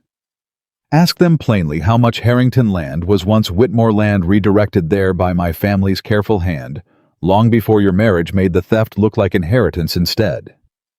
I did not simply steal your family's future, Mrs. Harrington. I built your husband's fortune out of the wreckage of it patiently for 15 years, and then watched you walk in and marry the result, believing yourself rescued, when in truth you had simply come home to land that was always partly yours to begin with. Eleanor stood very still, the full shape of the claim settling over her like ice water. Why tell me this? She said finally. If it's true, it damages your family every bit as much as it damages the story you've been trying to protect. Because, Catherine said, I would rather burn the entire arrangement to the ground than watch you keep it intact and happy. If I lose the land, Mrs. Harrington, I intend to make certain you lose the piece you think you've won alongside it. Go home. Ask your husband how much Harrington fortune was built from your own family's stolen soil. And ask yourself, once you know the answer, whether the marriage you are so proud of surviving was ever truly separate from the fraud that created it, or whether you have simply been living comfortably inside the very theft you claim to be fighting against. Eleanor left Ellsworth House with her composure intact and her hands shaking the moment she was out of sight of its windows. Jonathan met her at the gate, his face tightening the instant he saw hers. What happened? What did she say? Eleanor told him. All of it plainly, the way she told him everything. Now the 11 boundary redrawings, the 40 acres, the claim that Harrington fortune itself had been quietly built in part from stolen Whitmore land long before Eleanor ever arrived to marry into it. Jonathan's face went very pale. It can't be true, he said, but his voice carried none of the certainty the words were meant to hold. Can't it? Eleanor said. Jonathan, we know Cobb falsified the boundary. We know the fraud predates my father's debt by over a decade. If the boundary moved 11 times over 15 years, and each time it moved onto land that ultimately fell under Harrington deed, then some portion of what I inherited, Jonathan said slowly, the words dragging out of him, like something physically painful, was never rightfully mine to inherit at all. Neither of them spoke for a long moment. The carriage sat waiting the horses, restless in the afternoon heat, and Eleanor felt the ground of the last 6 weeks. The marriage, the partnership, the fragile, unnamed thing that had been growing quietly between them since the night he told her. He was glad she'd opened the door, tremble, under a weight neither of them had anticipated. If it's true, Eleanor said finally. Then everything changes. Not the fraud. Catherine's guilt doesn't lessen because some of what she stole ended up benefiting a man who never asked for it. But the land, Jonathan. If Harrington fortune was partly built from stolen Whitmore soil, then some portion of what saved my household from ruin was never actually a rescue at all. It was simply theft returning by accident to the family it was stolen from, disguised as a marriage. Does that change what we feel? Jonathan asked quietly. For each other? Eleanor looked at him for a long moment and found to her own surprise that the answer arrived without hesitation. No, she said. But it changes what I need to know before I can trust any of it fully. Jonathan, I need the surveyor's full report. Not 2 discrepancies. All 11, if Catherine is telling the truth.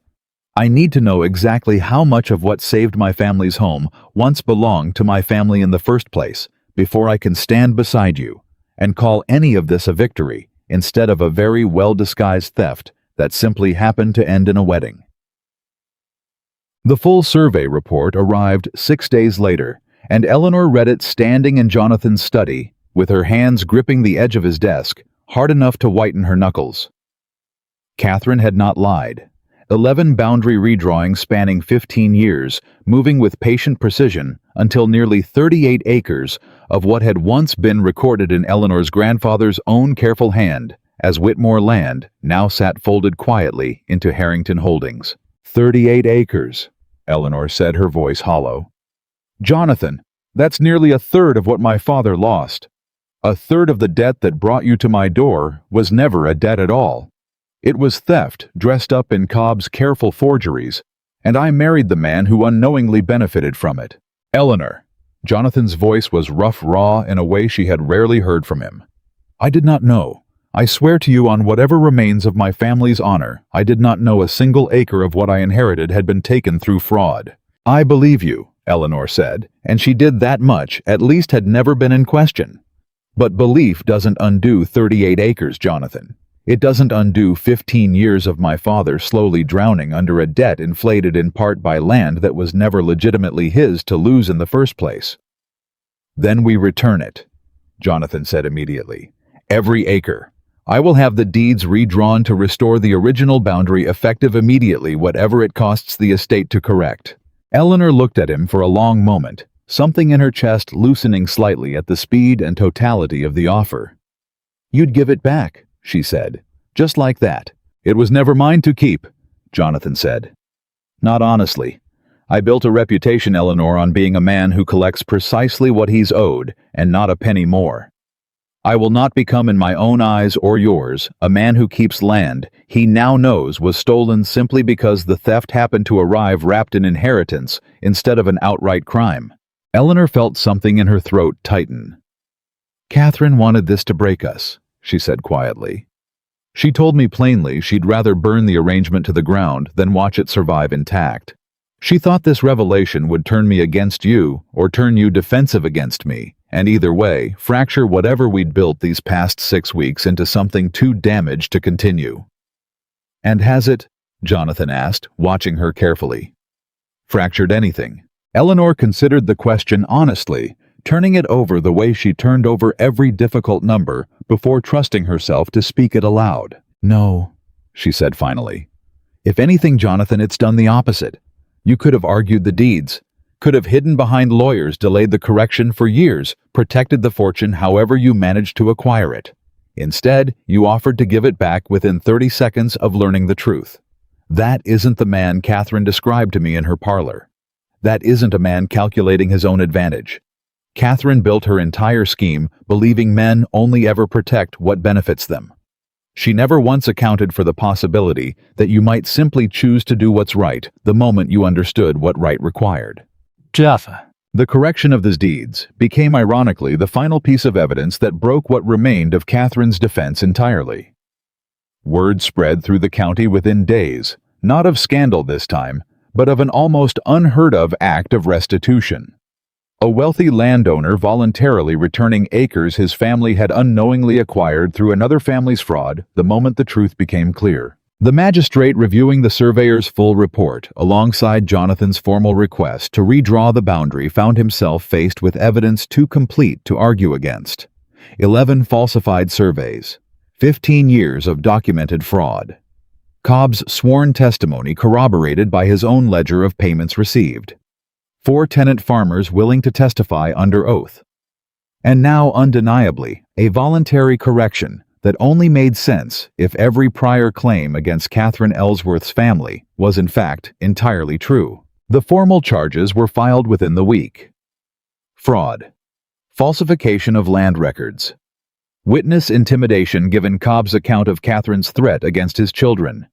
The county that had once whispered about a fortune-hunting widow's daughter now whispered about something else entirely. The slow, patient unraveling of a family that had spent 3 generations building its standing on land it was never legally owed. Eleanor stood at the window of Harrington House the evening the charges were formally filed, watching the last light fail over land that would within the month be legally restored to its rightful boundary for the first time in 15 years.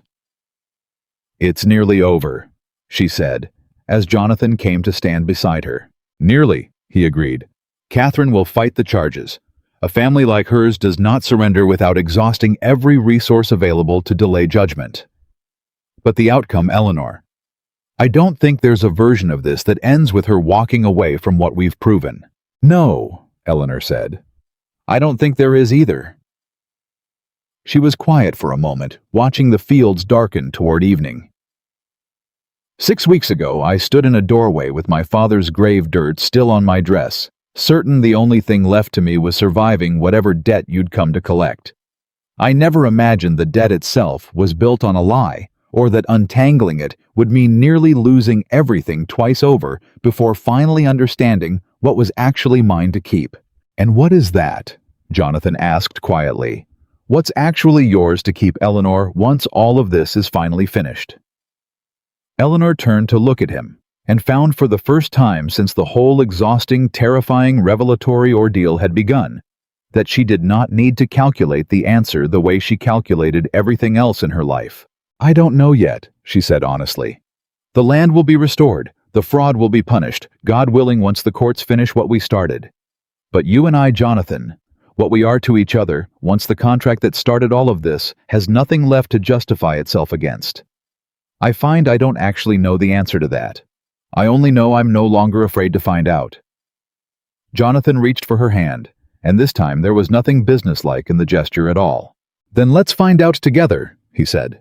"Whatever it costs either of us to discover it." Eleanor did not pull away. But before she could answer him fully, a rider came pounding up the drive in the near darkness, and something in the urgency of the hoofbeats told her, even before he reached the door, that whatever peace they had briefly found tonight was about to be interrupted by something far more dangerous than either of them had yet prepared for. The rider was one of Jonathan's own stable hands, a boy named Peter, who could not have been more than 16, and he nearly fell from his horse in his haste to reach the door. "Mr. Harrington. Mrs. Harrington." His voice cracked with panic. "It's Mr. Cobb, sir. He's been taken." Eleanor's stomach dropped straight through the floor. "Taken? Taken by whom?" "2 men, ma'am. Came to the cottage near dusk, said they had a message from the magistrate's office requiring him for further questioning. The guard let them through the papers. Looked official, he said. And then they didn't take the road toward town at all. Took him north instead. Same road toward the port, ma'am. Old Samuel saw it happen from the stable yard and rode straight here soon as he understood what he was watching." Jonathan was already moving, shouting for his own horse to be saddled, and Eleanor caught his arm before he could disappear entirely into the urgency of it. "I'm coming with you." "Eleanor, it's dark, it's dangerous, and if these men are working for Catherine, then all the more reason you should not ride into it alone," Eleanor said, already pulling her cloak from the hook by the door. "Jonathan, if they silence Cobb permanently before the trial, everything we've built collapses. Every charge depends on him standing before that magistrate a second time under oath, with the full weight of the court behind him, instead of a county hearing's informal proceedings. We do not have the luxury of you riding off while I wait safely at home, wondering whether you've found him alive." He looked at her for one taut second, and Eleanor watched him make the same calculation he had made on the ride to the port weeks before. Not whether she could handle danger, she realized with something like gratitude, but simply how fast they could move if they moved together. "Then we ride now," he said. "Both of us." They caught up to the carriage 3 miles short of the county line. Its wheels bogged briefly in a soft patch of road that had cost the men inside precious minutes. Jonathan reached it first, pulling his horse alongside the driver's seat with a fury Eleanor had never seen from him. "Stop this carriage," he said, "or I promise you whatever Catherine Ellsworth is paying you is not worth what happens next." The driver, a broad-shouldered man with the flat, unbothered face of someone accustomed to rough work, glanced at his companion beside him before finally hauling the horses to a halt. "We've got no quarrel with you, sir," the driver said. "Just doing a job." "Open the door," Eleanor said, already dismounting. Inside, Cobb sat bound at the wrists, his face bruised along one cheekbone, his eyes widening with something between terror and disbelief when he saw who had come for him. "Mrs. Harrington? Mr. Harrington, I thought—" His voice broke. "I thought I was finished." "You're not finished," Eleanor said, climbing into the carriage to cut the rope at his wrists herself, her hands steady despite the frantic pounding of her own heart. "You're going to walk into that courtroom in 3 days and finish what you started, Mr. Cobb. And this time, nothing is going to stop you from reaching it." The two men who had taken him did not resist further once Jonathan made plain in a voice colder than Eleanor had ever heard from him exactly what magistrate's charges awaited anyone caught abducting a material witness 3 days before a formal fraud trial. They were gone into the dark within minutes, leaving Cobb trembling but alive, and Eleanor understood riding back toward Harrington House with the old steward safely between them that Catherine Ellsworth had just made the single greatest mistake of her 15-year scheme. "She panicked," Eleanor said quietly to Jonathan once Cobb had been settled under heavier guard than before. "Everything she's done until tonight was patient, calculated. 15 years of careful theft, a circular timed perfectly to turn the county against me. Even the threat against Cobb's children was cold and deliberate. But this abducting a witness 3 days before trial, so clumsily her own driver got the carriage stuck in mud. This is a woman who has run out of patient options and is now simply grasping." "Desperate people are dangerous, Eleanor," Jonathan said. "Perhaps more dangerous than patient ones." "Perhaps," Eleanor agreed. "But desperate people also make mistakes. Patient people never would. And I intend to make certain this particular mistake is the one that finally ends her." The trial began 3 days later, and the courthouse that had barely contained the crowd for Eleanor's initial hearing now overflowed onto the steps outside the whole county, having heard by now some garbled version of a midnight rescue on the county road, and a witness nearly spirited away before he could testify. Catherine sat at the front of the room, and Eleanor noted immediately that something in her had changed since their conversation in the Ellsworth parlor. The composed elegance was still there, carefully maintained, but beneath it now sat something brittle, something that flickered at the edges whenever her eyes moved toward Cobb, seated pale but steady in the witness chair. The prosecution laid out the case methodically. The original deed records the 11 falsified surveys, the inflated tax assessment Elias Marbury's testimony joined now by 2 more tenant farmers who had finally found the courage to speak once they understood the fraud's architect no longer held unchallenged power over the county. Cobb's ledger of payments was entered as evidence, each entry in Catherine's own careful hand, damning in its precision. And then came the abduction itself. Peter's account of the false papers, Samuel's account of the carriage heading north, and finally Cobb's own testimony describing in a voice that shook but did not break exactly what the 2 men had told him as they bound his wrists. They said, "Cobb testified that if I reached the port without incident, there'd be money waiting and passage arranged, same as they'd promised. Said their employer wanted to make certain I understood what happened to men who forgot who'd been generous to them all these years." "Did they name their employer?" the prosecutor asked. "Not by name," Cobb said, "but I've worked for Catherine Ellsworth's family in one capacity or another for 15 years, sir. I know her voice in other men's mouths when I hear it." Catherine's solicitor rose immediately to object. and the magistrate allowed it, striking the final characterization from the record. But Eleanor watched the damage settle into the room, regardless, undeniable and unerasable, whatever the formal record might claim. When Catherine finally took the stand herself, called by her own solicitor in a last desperate attempt to salvage some fragment of credibility, her composure lasted exactly as long as the prosecutor's gentle, methodical questions allowed it to. "Miss Ellsworth," the prosecutor said, "can you explain why your family's private ledger recovered from Josiah Cobb's own possession records, 15 years of payments, matching almost to the dollar, the value of land fraudulently redirected onto Harrington deeds?"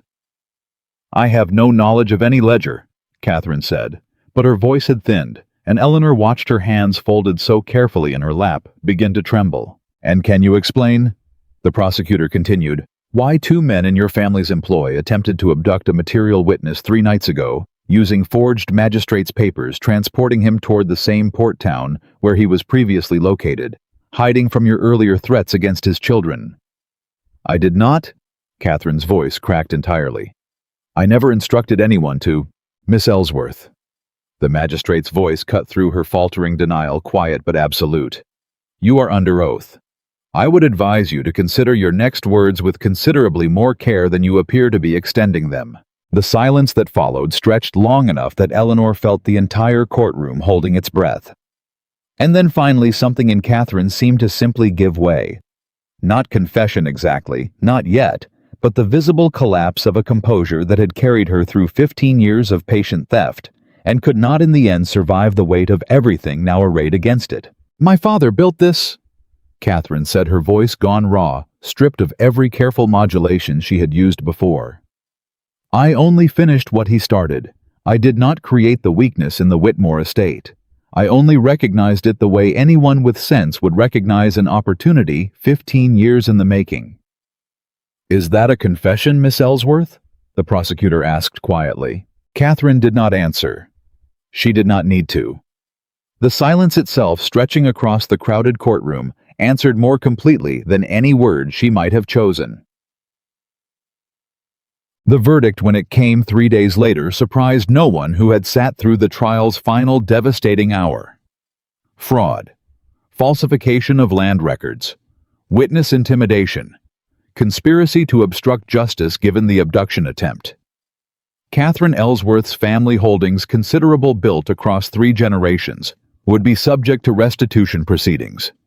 The 38 fraudulently acquired acres, formally and permanently restored to Whitmore deed, alongside financial penalties, calculated to compensate for 15 years of accumulated theft. Catherine herself would face imprisonment, the exact term left to further proceedings, though the magistrate's closing remarks made plain he considered the abduction attempt alone sufficient grounds for the harshest sentence the law allowed. Eleanor stood outside the courthouse in the summer heat, watching Catherine led away by the county sheriff, her elegant composure entirely gone, now replaced by something hollow and defeated, that Eleanor found to her own quiet surprise she took no satisfaction in witnessing.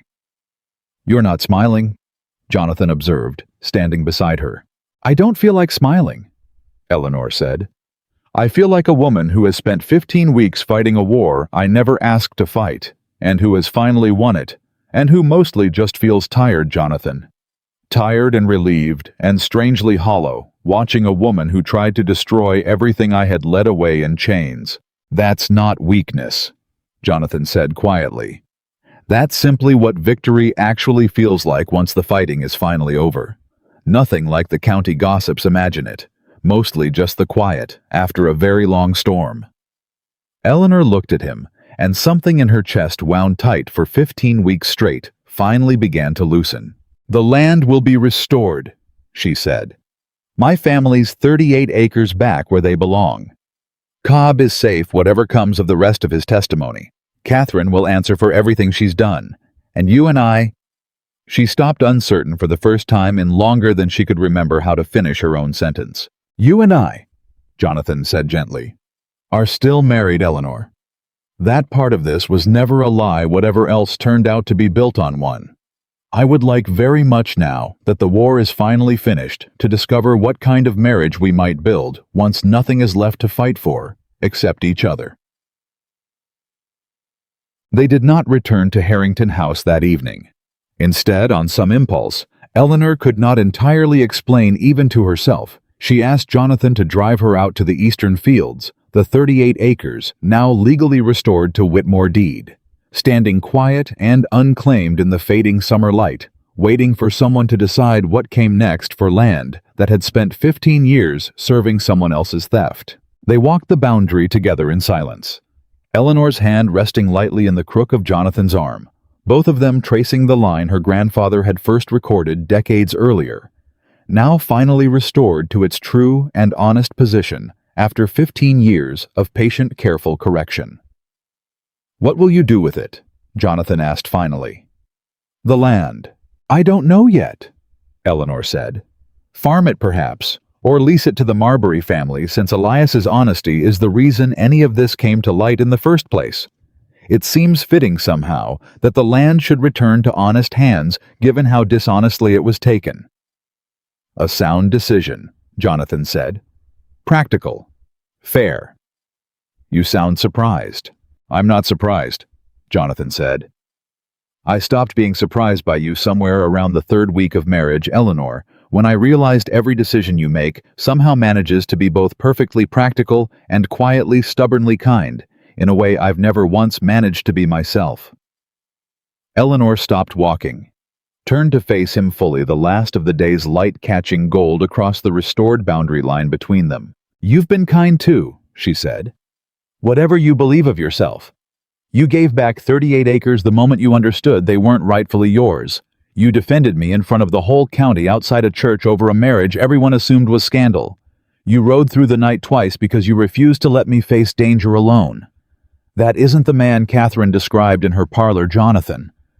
That was never who you actually were." "Perhaps I needed someone to remind me who I actually was," Jonathan said quietly, "before I could remember it myself." The silence between them stretched warm and unhurried entirely, unlike the careful, businesslike silences that had once defined every conversation across her father's desk. "Eleanor," Jonathan said finally, "I told you once weeks ago that I was glad you opened the door. I don't think I ever told you the rest of it." "What rest of it?" "That I have spent 11 years running an estate, defending myself against people who only ever wanted something from me, certain that the particular kind of loneliness that comes with never fully trusting anyone was simply the cost of surviving in a world built the way this one is built. And then a woman with her father's grave dirt still on her dress opened a door, refused to be afraid of me, and proposed a marriage built on nothing but honest terms and mutual survival. I did not fall in love with you gradually, Eleanor. I think if I am honest, some reckless part of me fell the moment you told me you would not sign papers. You did not understand standing on your own porch, daring me to argue." Eleanor felt something crack open in her chest, warm and terrifying all at once. "I have spent 6 weeks telling myself this was still a business arrangement," she said, her voice unsteady, in a way it rarely was. "That whatever I felt growing between us was simply gratitude or relief, or the particular closeness that comes from fighting a war together. I think I was lying to myself the entire time, Jonathan, the same careful way I once lied to myself about my father's drinking, because it was easier to name a smaller truth than to face the larger, more frightening one underneath it." "And what's the larger truth?" Jonathan asked, his voice barely above the evening quiet settling over the restored fields. "That I love you," Eleanor said, and the words once spoken felt lighter than any ledger she had ever balanced, any debt she had ever settled. Not as a transaction, not as gratitude for a rescue that turned out to be far more complicated than either of us understood. Simply entirely the way I never once expected to love anyone again, after watching what love or the absence of it did to my father. Jonathan reached for her, then his hands framing her face with a gentleness that startled her after weeks of watching him negotiate, calculate, and fight with the same flat control he'd first shown her on her porch. "I love you," he said. "Eleanor Whitmore Harrington. Not the land, not the arrangement, not the terms we negotiated across a desk that first terrible week. You. Exactly as you are stubborn, brilliant, entirely unwilling to be afraid of anything including me. when he kissed her standing on the restored boundary line between two families' 15-year war. Eleanor understood with a clarity that felt entirely different from the cold arithmetic she had relied on her whole life that this was the one calculation she had never needed to make. Some things she realized arrived not through careful negotiation, but through simply choosing again and again to stand beside someone until standing together became the only arrangement either of them wanted anymore. They married again properly 3 months later.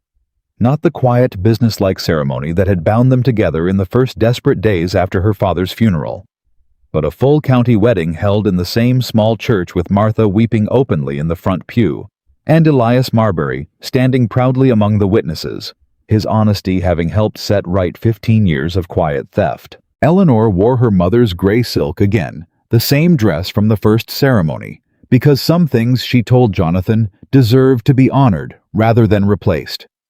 The county that had once whispered about a fortune-hunting widow's daughter now spoke of her with something closer to reverence. The woman who had uncovered a fraud, 15 years in the making, who had ridden through the night twice to save an old man's life and testimony, who had faced down one of the county's oldest families and walked away, not just victorious, but with her integrity fully visibly intact. Standing at the altar a second time, Jonathan's hands steady in hers, Eleanor thought of the morning his carriage had first cracked against her gravel, the knock 3 strikes even, and unhurried the sound of a man who believed he had arrived to collect a debt from a broken family. He had been wrong, she understood now, in every way that mattered. He had not arrived to collect a debt. He had arrived, though neither of them could have known it then, to discover that the woman who answered his knock was not something to be seized, calculated, or claimed. She was someone to be met honestly on equal ground. And once he had finally learned to meet her that way, the debt between them had settled itself not through contracts or terms or careful negotiation, but through the simple, unshakable truth that some women are never meant to be collected. They are only ever meant to be chosen.